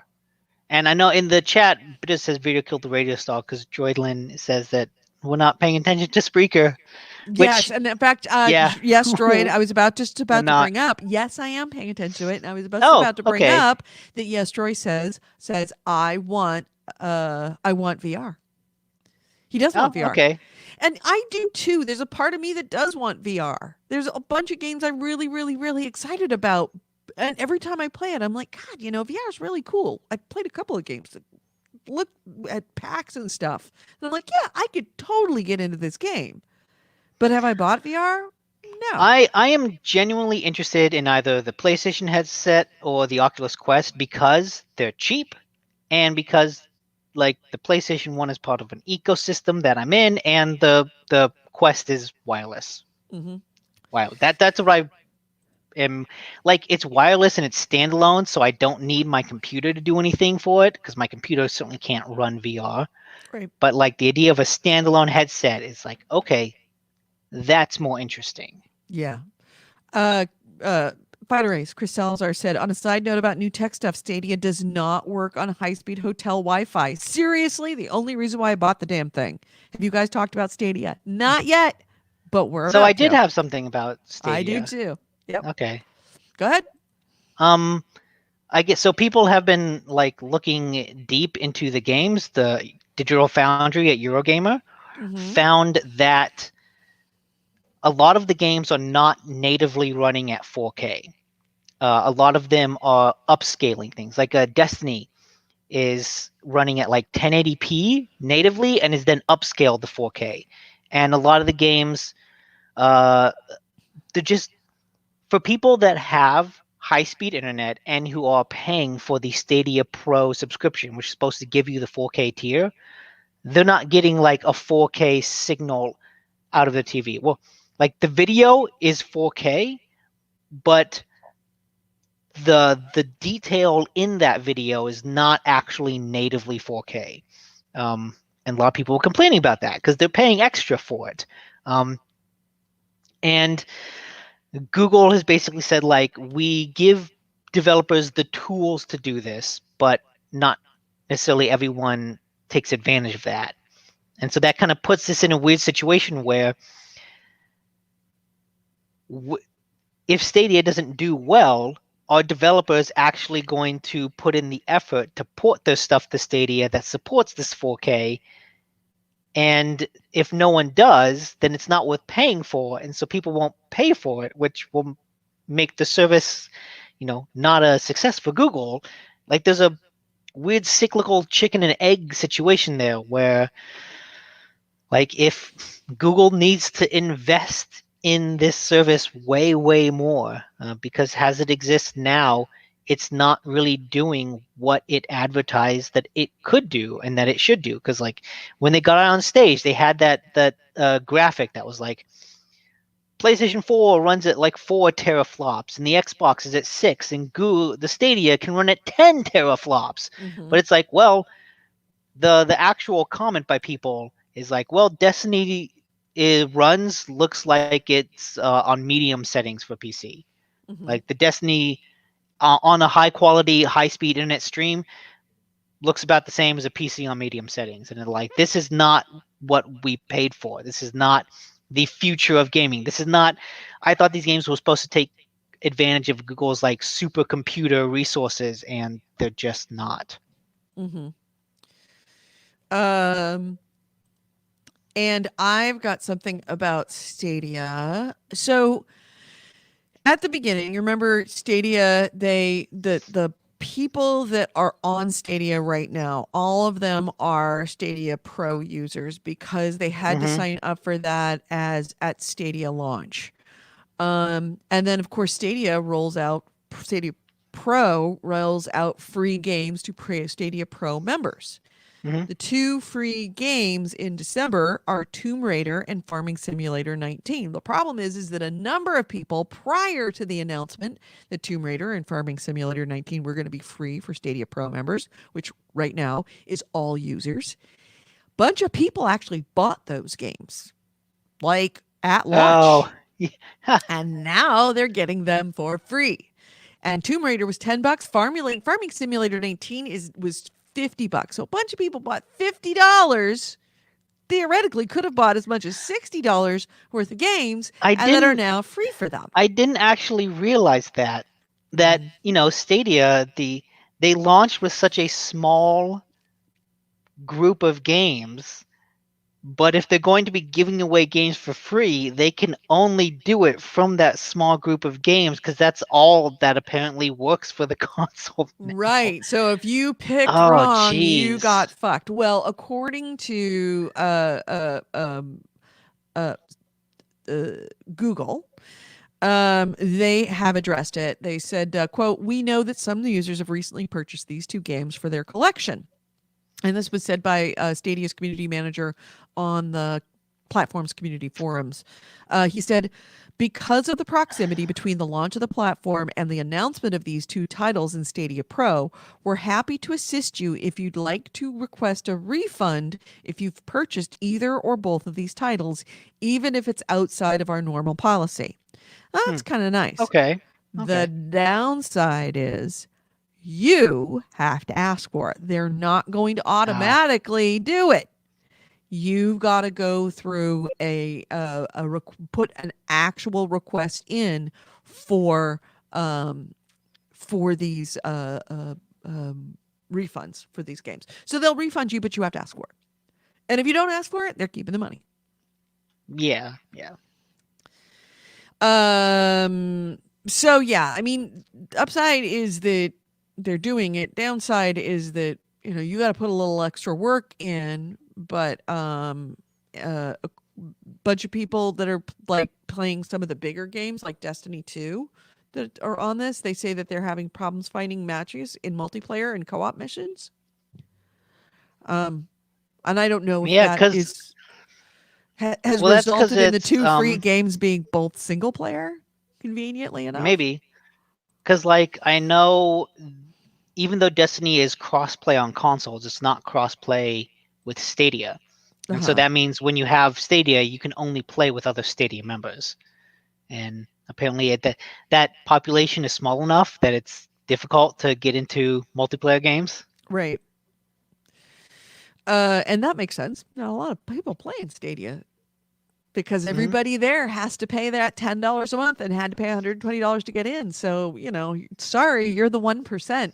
There's fewer of you. And also, it's apparently not that good.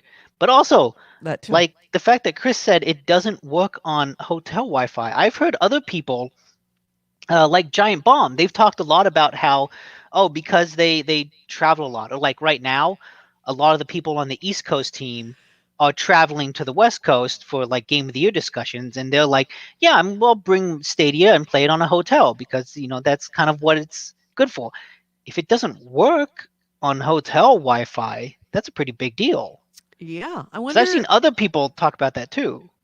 I wonder why. Is I it wonder if a that's a limitation of the firewall Wi-Fi, thing? or yeah, I wonder if that's something that we'll see more people complain about. Yeah. Because And I've seen multiple people on multiple podcasts mention playing in hotels. yeah. Spider Ace also says that PSVR gives me a headache after about 30 minutes. I enjoy it, but only up to the 30-minute mark. I Really? feel like that's VR in general. Yeah. I mean, I don't get sick playing it. At least I haven't in the short demos that I've experienced. But Yeah. um, That's yeah, I another don't that's think. another thing that has kept me from doing it, because so many people say, "Oh yeah, you only have a problem with it after about 30 minutes." Well, I'm not spending all that money on a piece of hardware that may give me a headache after 30 minutes, which means I'd have to own it and play it for 30 minutes in order to find that out. Nobody's going to let me have a demo for 2 or 3 hours to see what it does to me.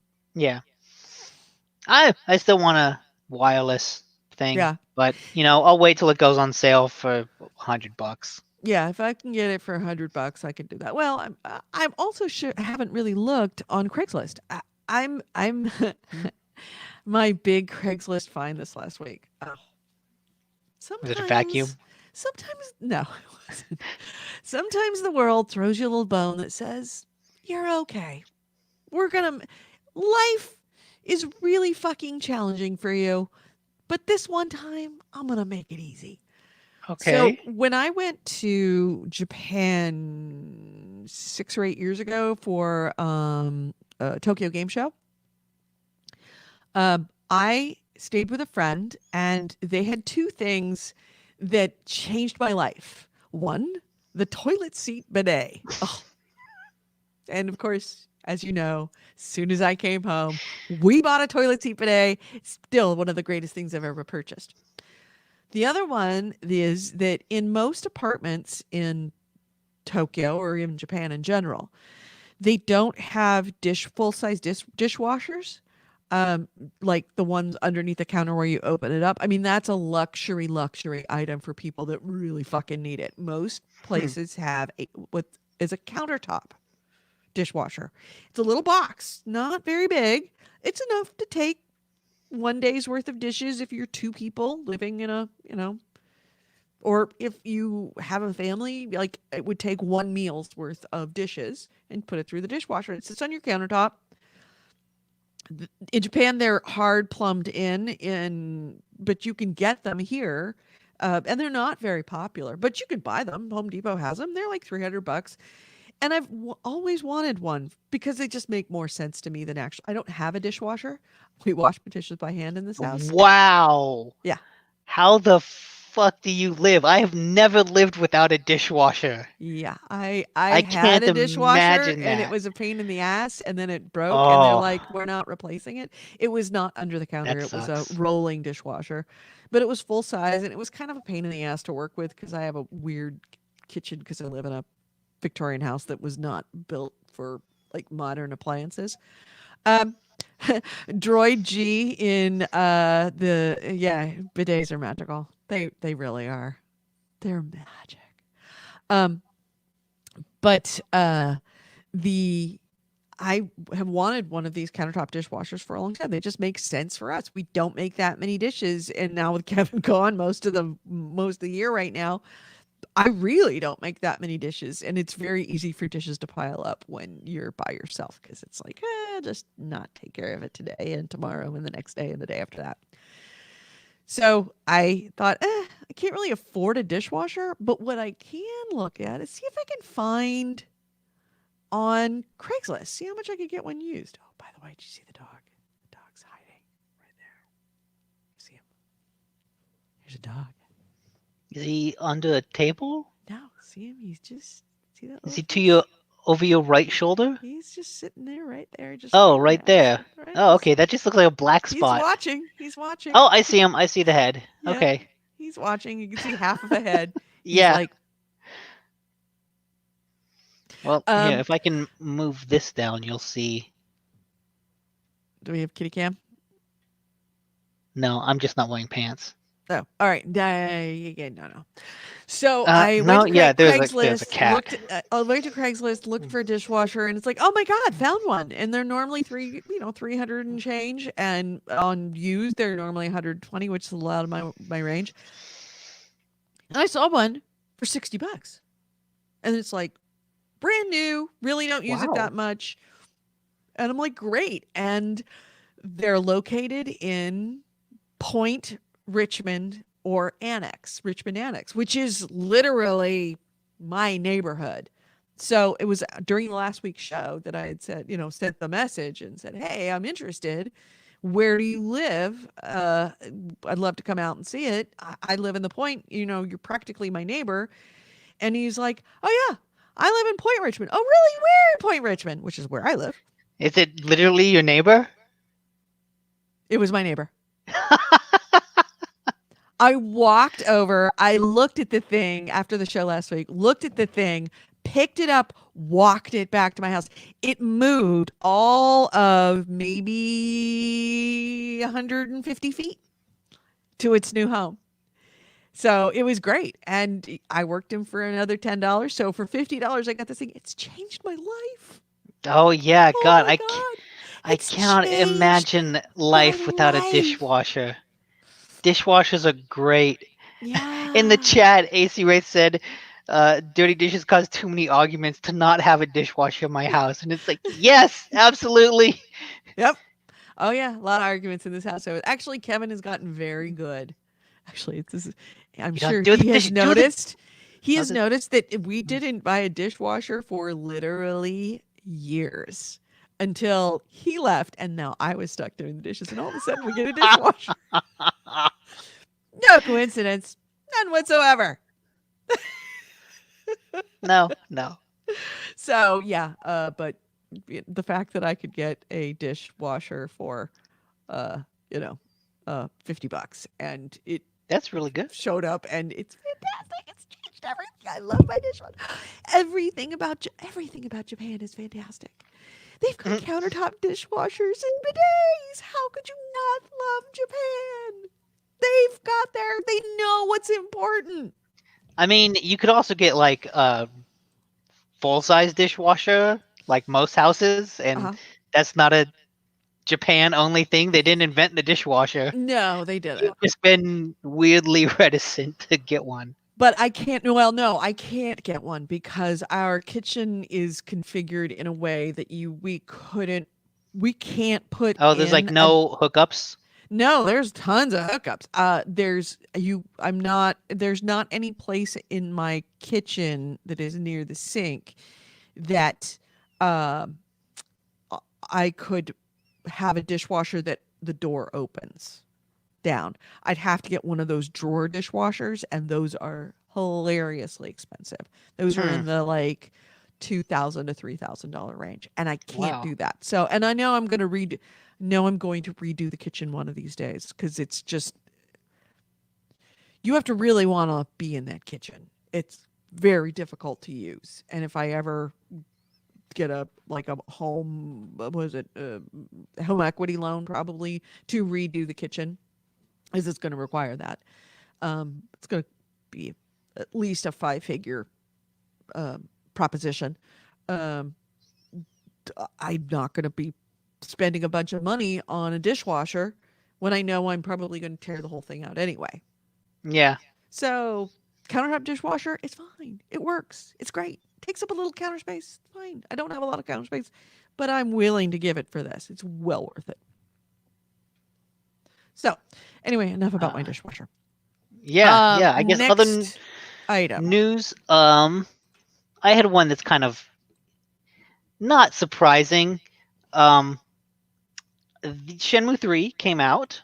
That super anticipated sequel. Mm-hmm. Um, and apparently it sold less than the remaster of the first two games in Japan. Really? Yeah.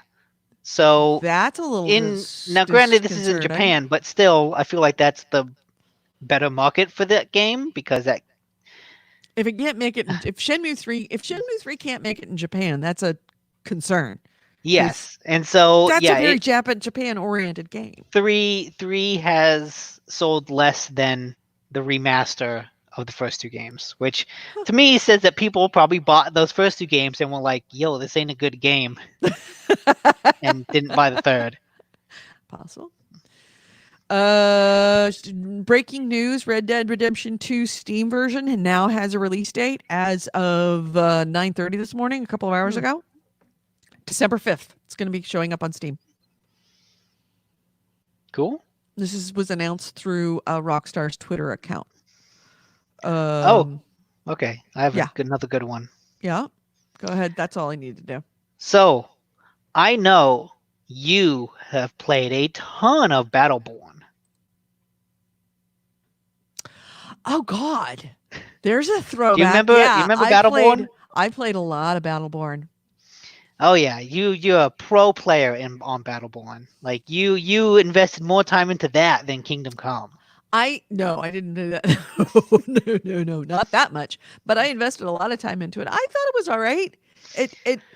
It was a victim of timing, I think, and it also had some balance issues that they hadn't sorted out before they released, and that drove a lot of people away from it. And once those people were driven away, they couldn't get them back because it was also a naming convention issue that Battleborn came out at the same time as another game that was very similarly named. Yeah, there's Fuck. like Battle.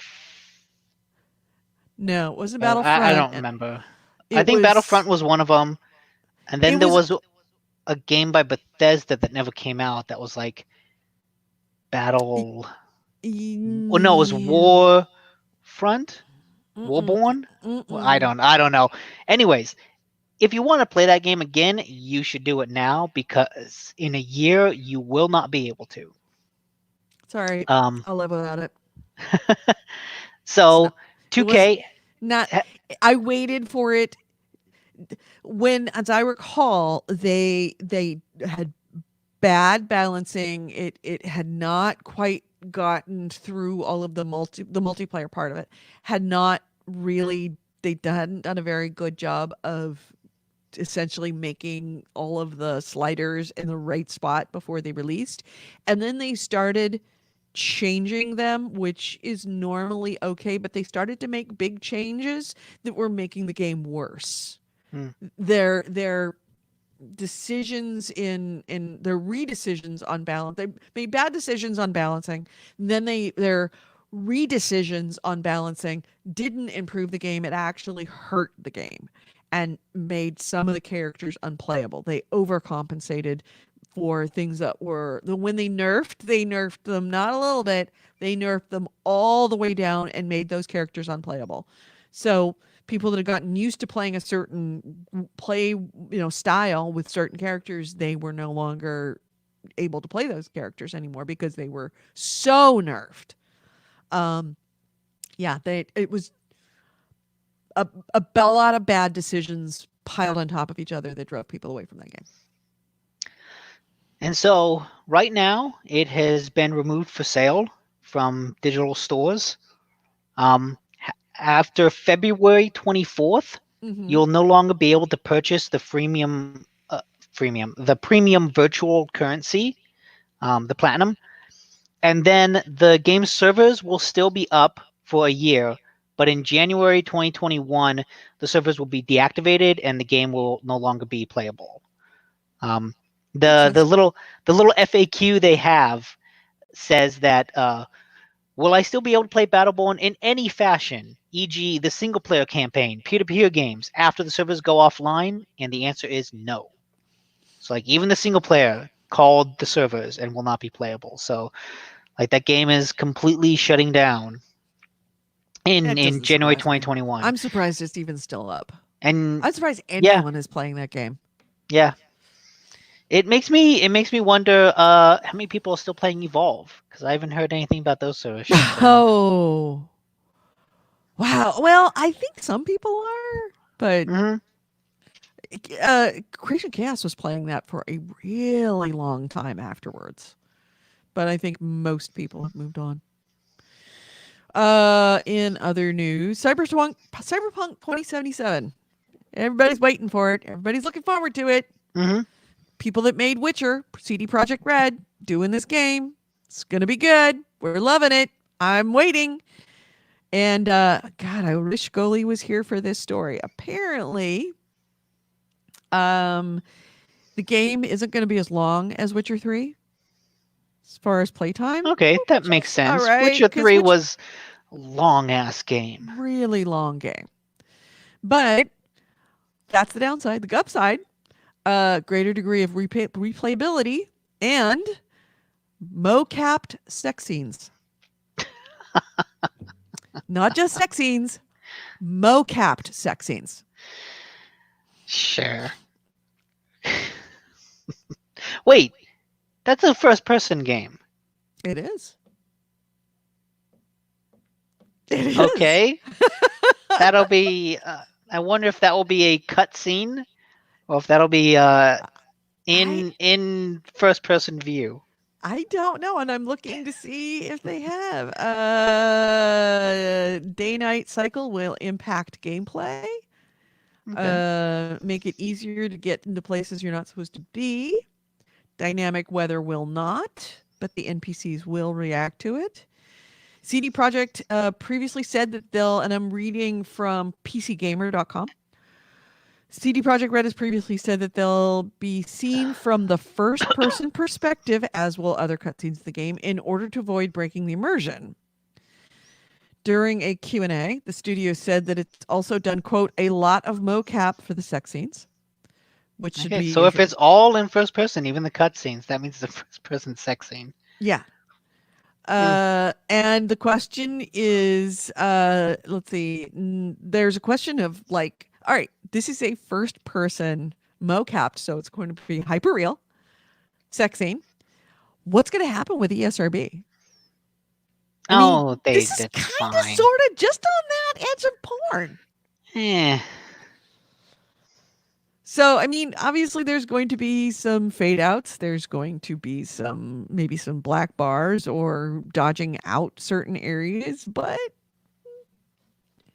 it's going to be interesting to see where the ESRB stands on this I stuff. guess I will be surprised if there is a controversy, just because I feel like we've generally moved past that. Just slap an M on it and done is done. Well, yeah, unless you're in Australia. Sorry, Australians, you're going to probably not get this game. Just right No, there. Australia is fine with sex stuff. It's drugs that they don't usually like. Oh no, they have problems it? with everything. Oh, okay. Oh yeah. They don't do drugs and sex and violence. I don't think they have too much of an issue with. Yeah, let's see, what else have you got? I've got one more. I don't really think I have anything. Facebook, Oculus has bought Beat Games, which is the developer of Beat Saber, which is like one of the breakout VR hits. So it makes sense that Oculus would buy them. That's a very good bet on their part. Mm-hmm. So yeah, small little update. That's good purchase. That game looks really fun. Yeah, it does. Steam has banned thousands of games from Steam recently. So if you start noticing that the overall Steam library is slightly smaller, you aren't the only one. A bunch of games have been recently banned. Steam has gone through and sorted out everything to find people that were making low quality games that were just using, essentially money sinks that were actual real games.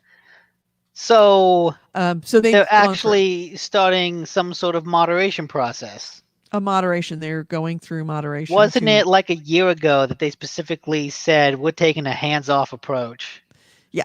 According to a statement in PC Gamer, Valve said it removed the games because, quote, a handful of partners that were abusing some Steamworks tools. So it wasn't that they were banning them for being low quality, it's that they were abusing the tools. Okay. However, they are doing it. Yeah.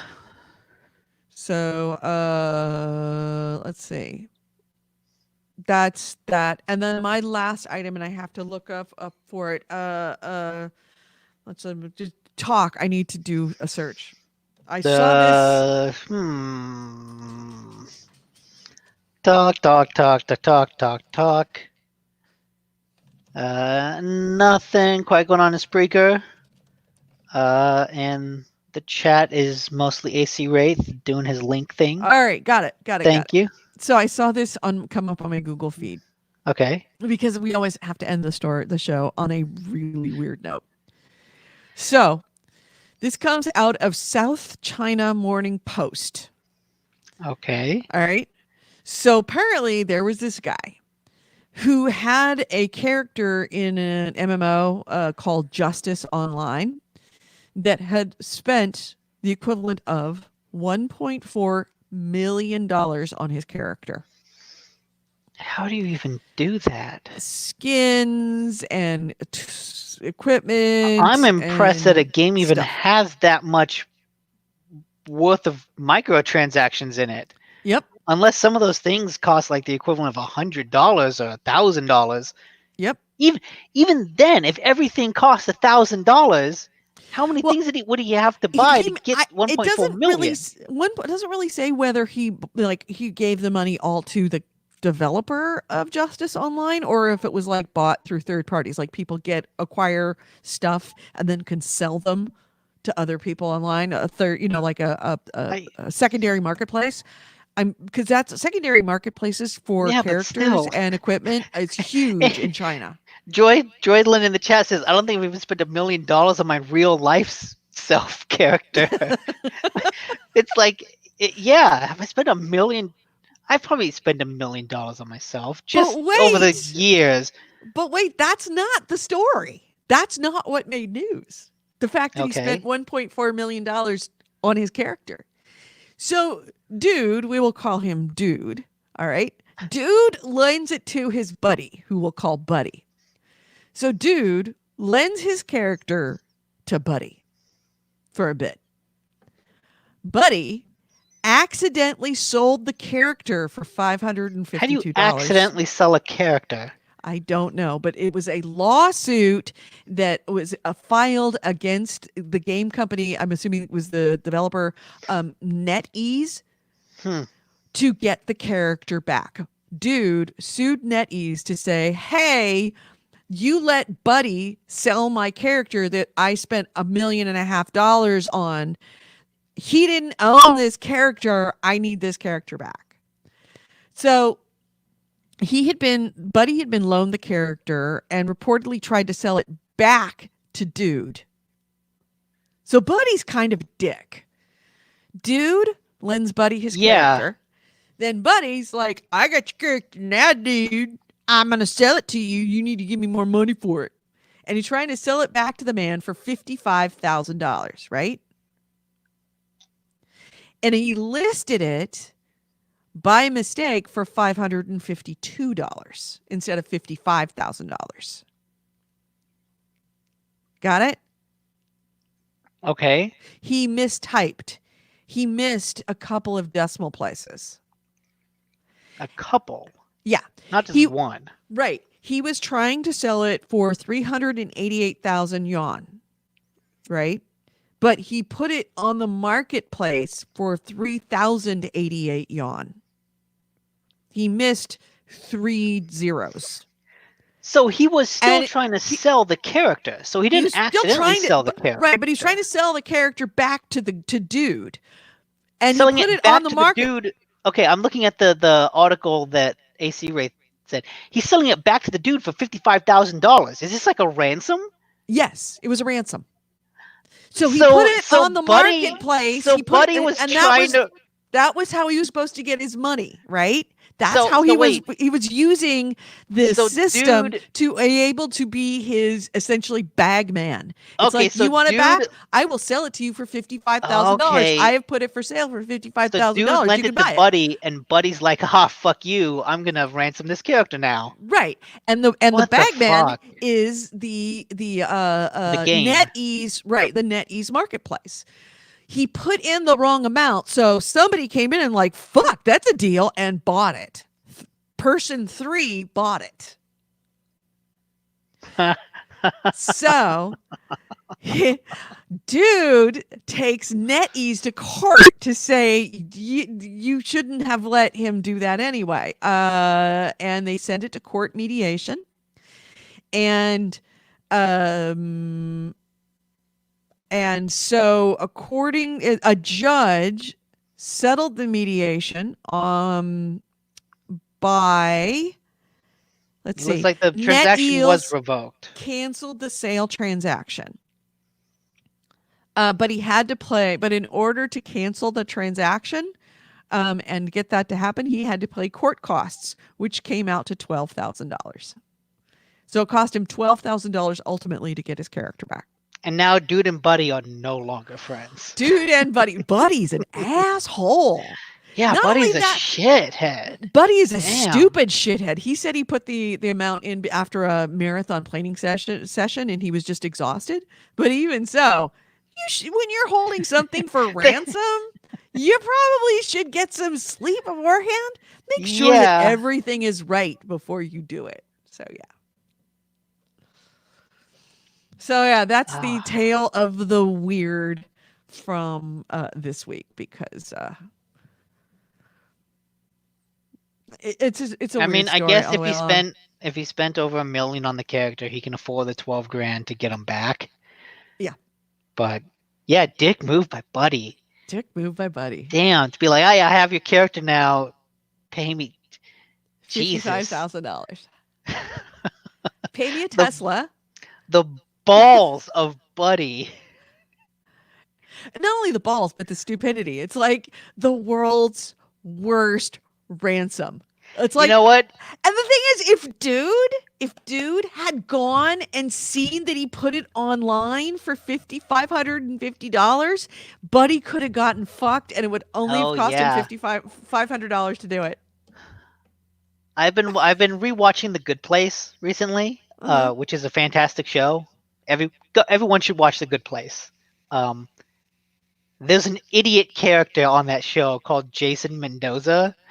And this feels like something he would do. Speaking of which, what is the name of the anime I'm watching? So good. It is on Netflix. It is called, I want to say, Ironclad Orphans. Oh, Gundam.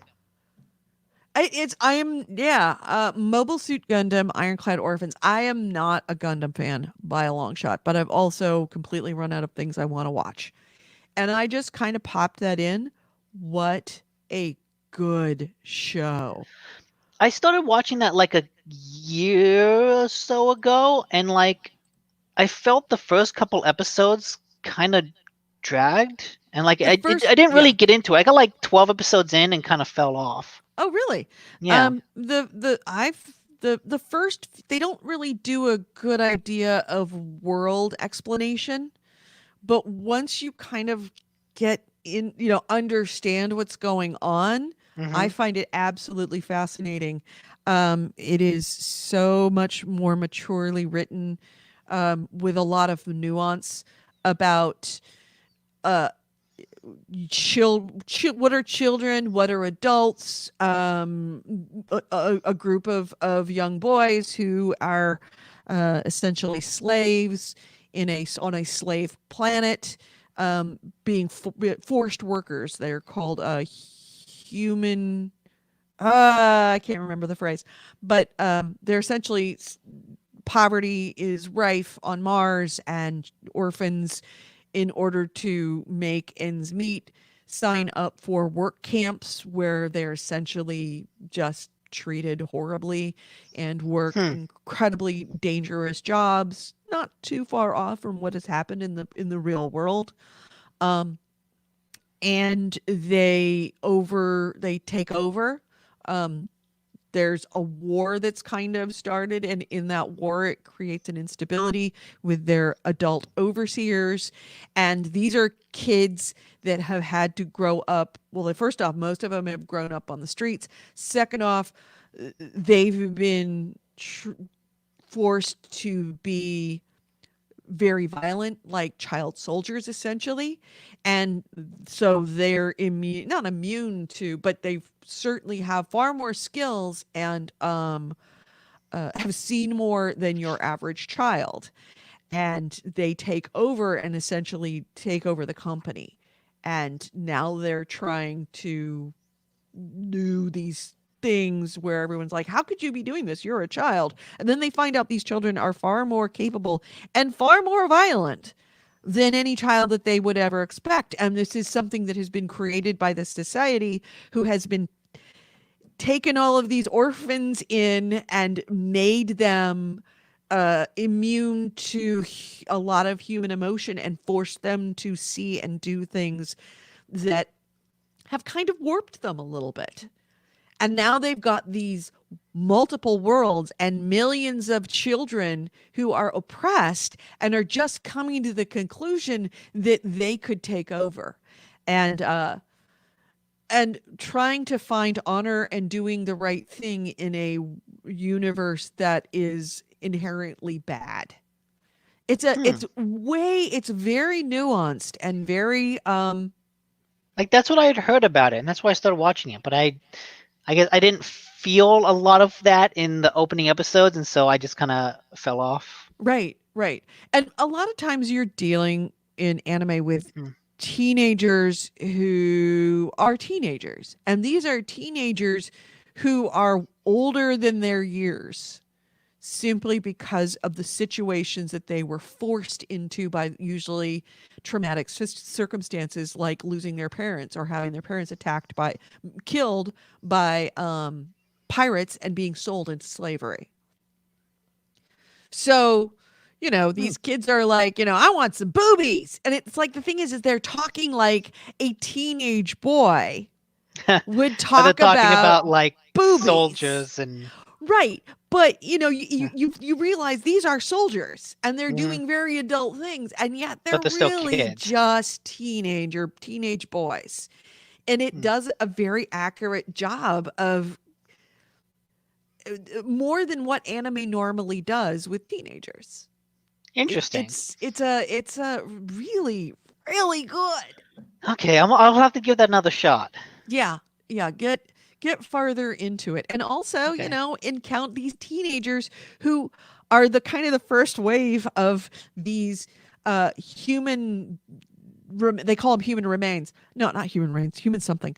Um that means Mm, essentially throwaway, just the leftovers. Uh okay.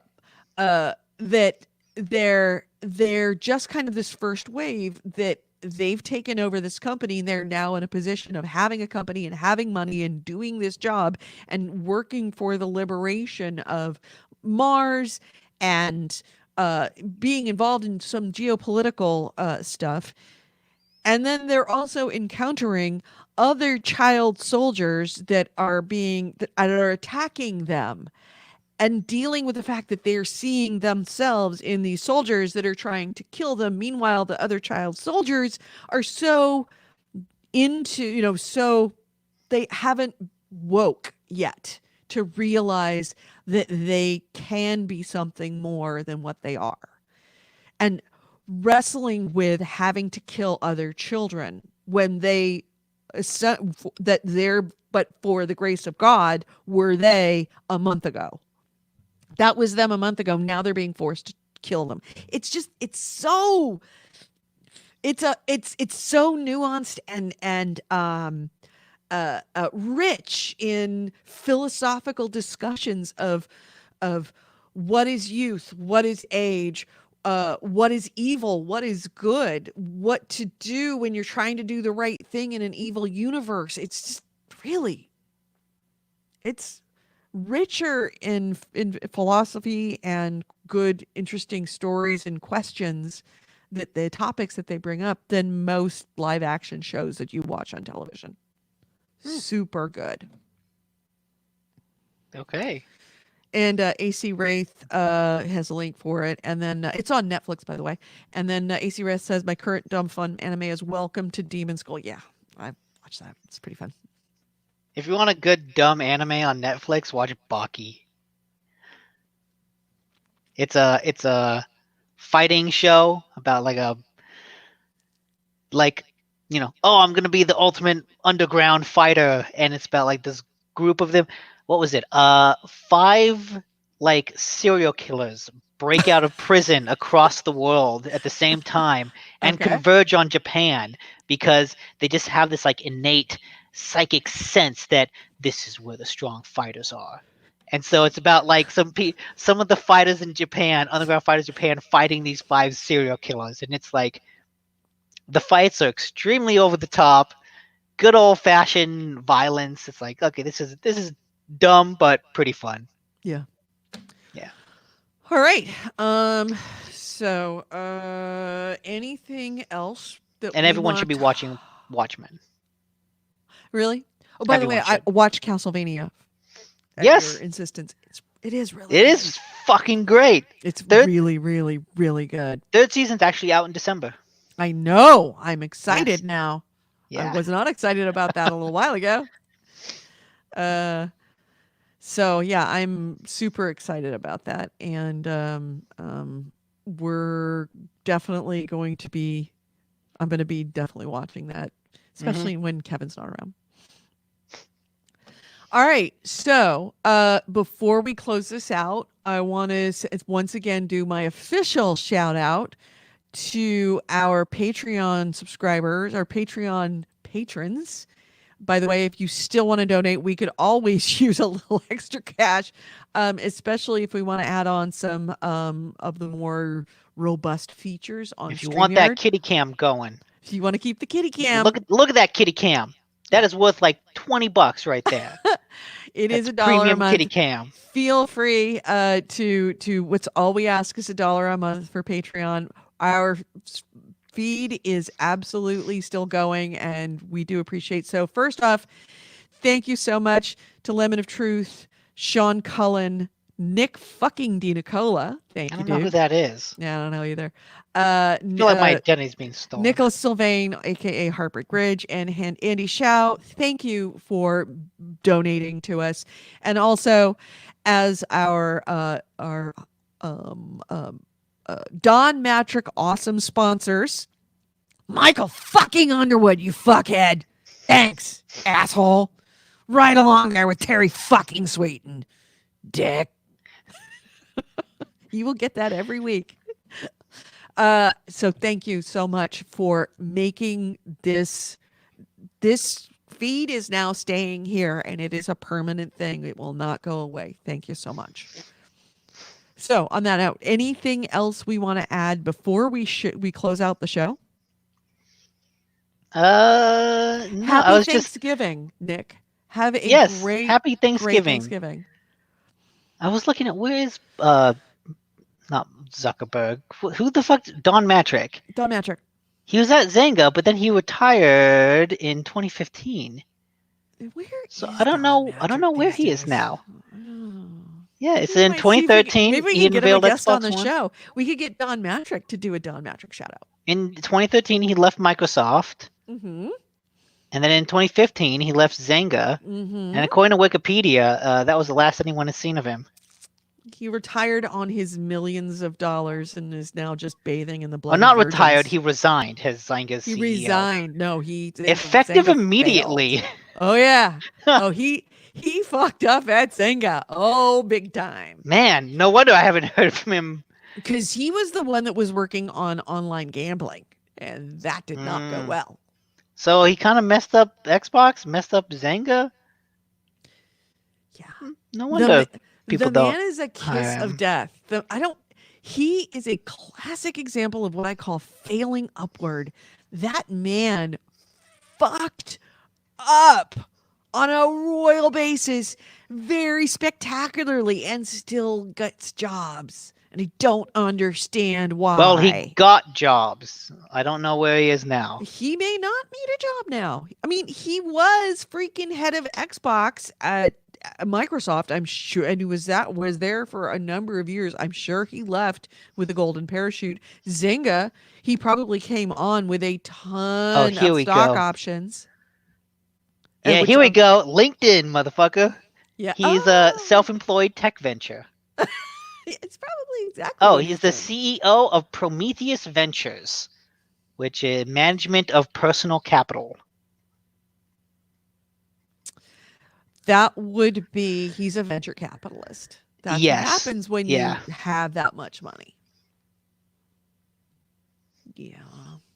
Co-chair of Premier Technology Council for the government of British Columbia. That guy shouldn't be let near anything. Yeah, don't let him.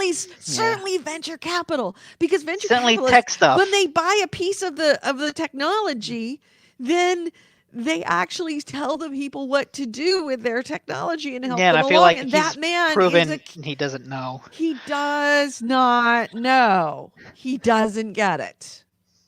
Clearly. So anyway, Happy Thanksgiving. happy Thanksgiving to you. Happy Turkey Day to everyone in the chat, to Chris. Yeah, and to all of our listeners, whether you chime in or not, if you listen to this on the stream or on iTunes, happy and to Bitters Thanksgiving. Plus, who says to that Baki on Bitters. Netflix is great. Yep. Yeah. I'll have to watch it after I'm finished with this one. It's just like a good dumb thing to watch. Like, look, I just want to see people beat the shit out of each other. Yep. And thank you for joining us, Fighter Ace, on the video feed, and everybody. Good luck with Stadia. Yeah. Tell us how it goes. Have fun storming the castle. Barbara Zelikman, thank you for the Thanksgiving wishes, and Bitters and Ted Varty out in Norway. Happy Thanksgiving to you. You guys don't celebrate it, but we're thinking of you, dude. We're still thankful. Turkey. We're thankful for you. Yeah, that's essentially what it comes down to, is we are giving thanks. So giving thanks to everybody who listens on the feed, who watches us on YouTube, who listens to us live on Spreaker, who listens to us, who downloads us off of iTunes or Spreaker or iHeartRadio. Thank you for being here, and especially thank you to our sponsors, regardless of how much you spent. Thank you for letting us have the freedom and the wherewithal to be able to continue the video feed. I love doing it. Nick loves doing it. Goalie loves doing it when he shows up. And I can't believe we actually that succeeded. We've never asked for anything before, because I've always felt a little bit like, it's a imposter syndrome, that even though we've been doing it 11 years, I'm like waiting for one of these days for one of you to figure out that we don't know shit about shit and that nobody should listen to us. I'm still waiting for that other shoe to drop 11 years later. But it never occurred to me that I had the right or even the ability to be able to ask for sponsorship. So thank you. That was a huge gift for me and the GameHounds and the way I look at the GameHounds. So thank you. And very thankful for you letting us to continue to do this stream. Nick, anything else before we close out this show, sir? No. All right. Yeah. On that note, let's close this out. You've been listening to GameHounds episode 524. We did record this on Wednesday, November 27th, 2019. I've been Edie Sellers, and with me has been Nick Nicola. Holy Goalie, hopefully we'll return next week. If you ever want to listen to this show, we do record this show live on Spreaker. That's speaker with our Spreaker.com. Every Wednesday at 9:30 a.m., 12:30 p.m. That's 9:30 a.m. Pacific, 12:30 p.m. Eastern, and we also stream a video of us doing the show live on YouTube and on Facebook at that same time. You find us on YouTube at GameHounds Vids. That's VIDS as in videos. Look up the channel and watch us live doing the show, or you can also look for us on our Facebook page. It is The GameHounds on Facebook. Our Facebook page is curated very lovingly by our very own piss boy, Steve M. Hawk Ortegon, who provides not only when we do this live stream on Facebook, we also have news throughout the week. So if you ever want to find out what's going on and interesting stuff, follow us on Facebook and get that stream directly and all the news that's fit to know directly to your Facebook page, The Gamehounds. We have a website. It is gamehounds.net. We also have an email, gamehounds@gmail.com. Our links, everything we talked about, whether I actually showed it on the screen or not, everything we talked about is linked both in our Spreaker comments and also on the YouTube comments and on the Facebook comments. So if you want to go back and look at something, get more detail, find those links. Those links are done by AC Wraith, our link bitch, who does this every single week on all 3 platforms. He is amazing. Thank you so much. I am very thankful for you. So on that note, have a great Thanksgiving, everyone, and we will talk to you next week. Bye, everyone. Have a good one.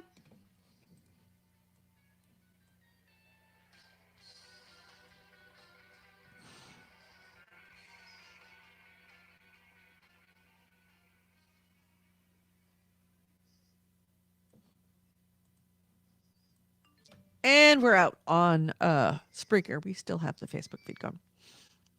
All right. Piss said, "Don't do Matrix voice for me."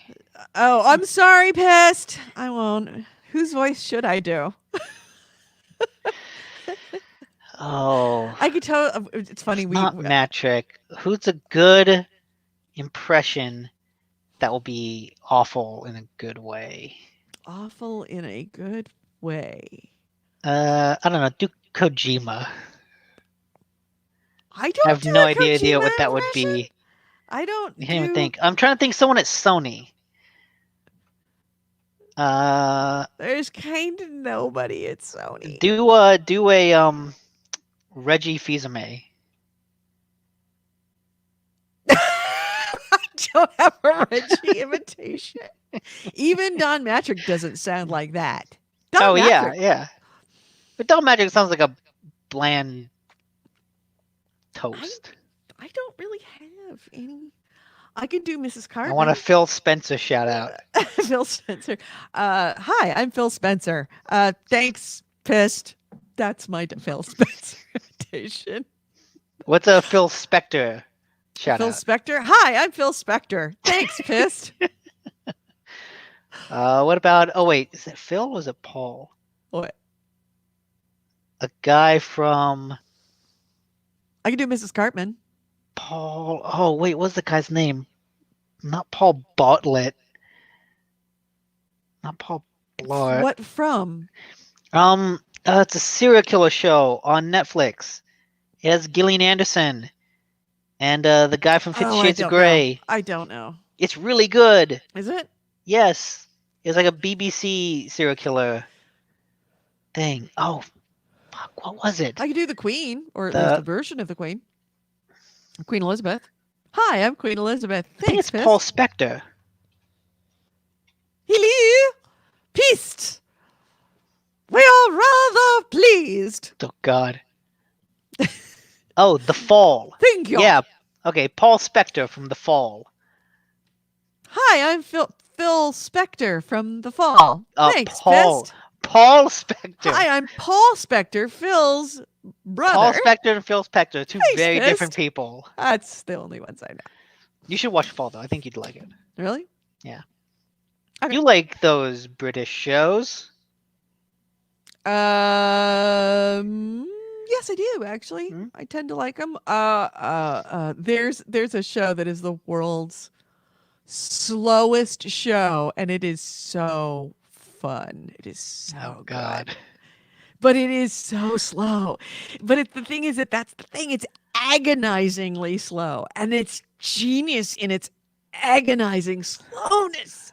What is it? Is a show called Mum. M-U-M.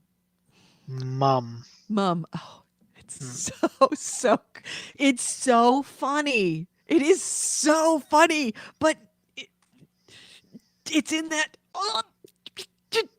funny way because everything is nobody wants to talk about things. So nobody's talking.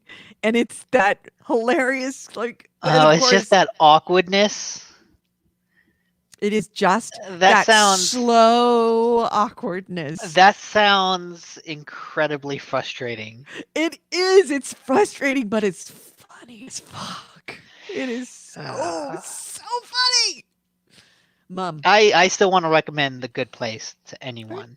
Good. It's a great show that introduces its premise in like the first episode, and then like every subsequent episode twists it in some way and complicates things.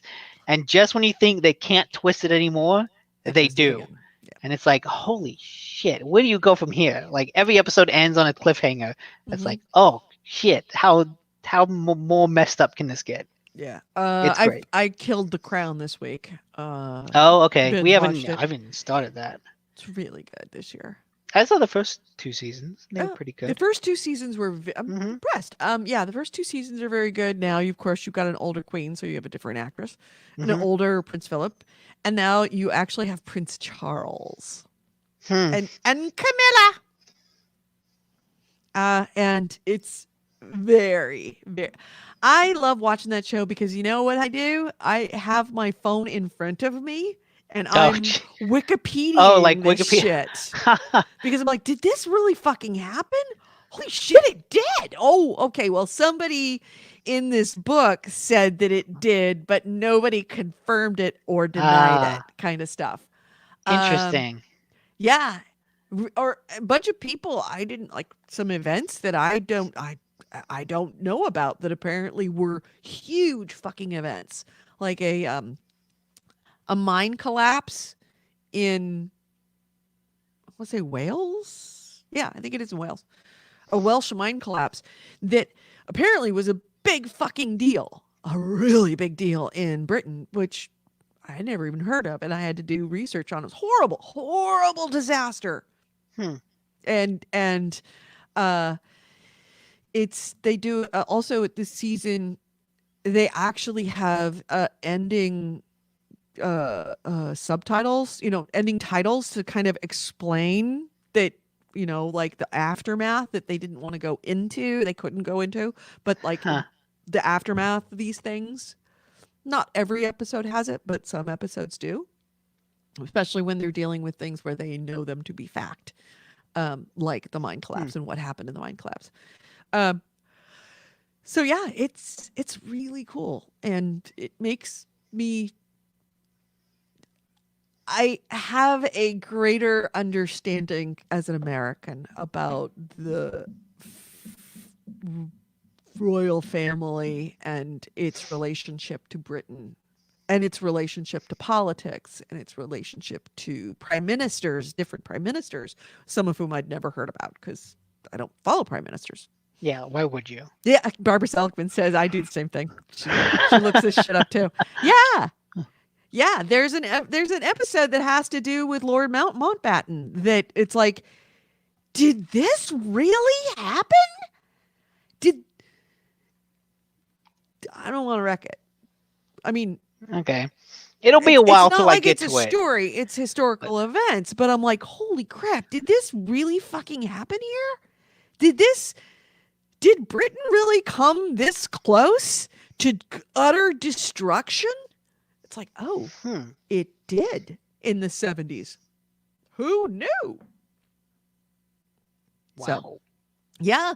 You think of like Britain, like America. It's like we never change everything. We've never come close to actually having our entire government be dissolved and going into essentially fucking chaos because we're United States. We're actually super freaking stable. And as Americans, we don't really appreciate how tenuous our governments truly are. They could go away. And when people try to take over governments, bad shit happens.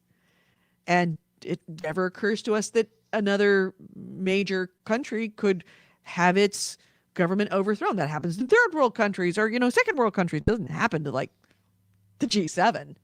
and yet it could. Hmm.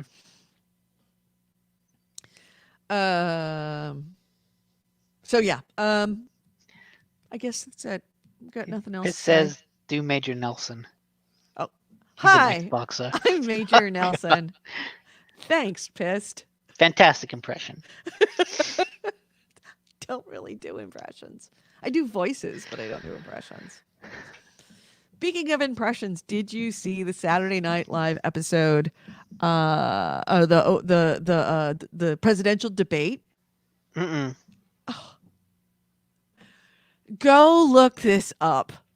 Oh, who's the guy that is it? Larry something that Curb Your Enthusiasm? Oh, Larry. David. Larry Yeah, David. yeah. Larry David's impression of Bernie Sanders. Holy crap! I feel like that's a perfect choice for Bernie Sanders. I'm gonna freaking pull this up, and even if I get sued by Well, it's got to be a clip on. If it's a clip on YouTube, they can't do anything about that. let's see, SNL presidential debate. I actually watched this week's debate, and then of course I saw this Saturday Night Live. And it was so freaking funny. Let's see. SNL presidential debate. I'm looking at videos here. I'll take so you don't have to watch my search.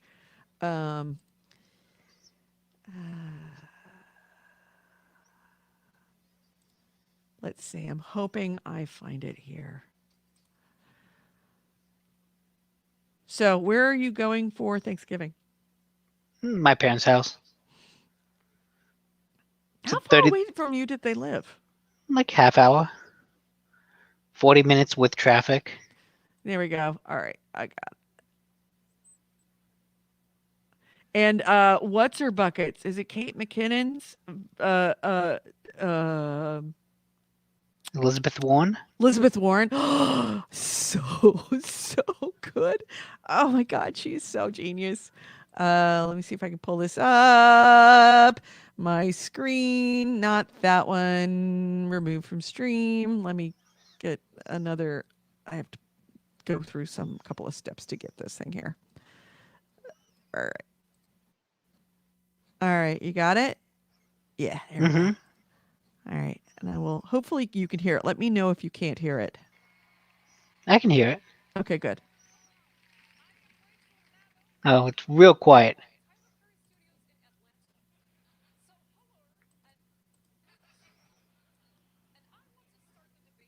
Okay, wait. Maybe I can't hear it. I could hear the crowd. Let's see. StreamYard. I want to. Will it let me? Will it let me do? See it? We could do it before. Let me see. I'll just put my earphones up to it just so you can see. Oh, so good. I'll just go as far as you can see Larry Bernie Sanders. Okay. Freaking dead on. I'll forward a little bit to his next one. Hold a second. So good. So good. Yeah. I gotta watch those. He's even got the hand, like his hand positions. It's like he's got that down, that thing. Like he's so good. I want Bernie to be our president only because I want Larry Sanders to be able, Larry David to be able to do more of those imitations. Oh, so good. I gotta watch some of those. Saturday Night is usually good when it comes to the political stuff. Yeah. NBC, don't sue me. Don't send me a cease and desist. I'm just saying. It's on YouTube. Yeah, but on their channel. Yeah. So, and this is fair use. We don't make a profit, and on top of that, we are making commentary. We are making commentary on your yeah. to say that spot on for that presidential debate thing. Just dead on. Tulsi Gabbard, they did it.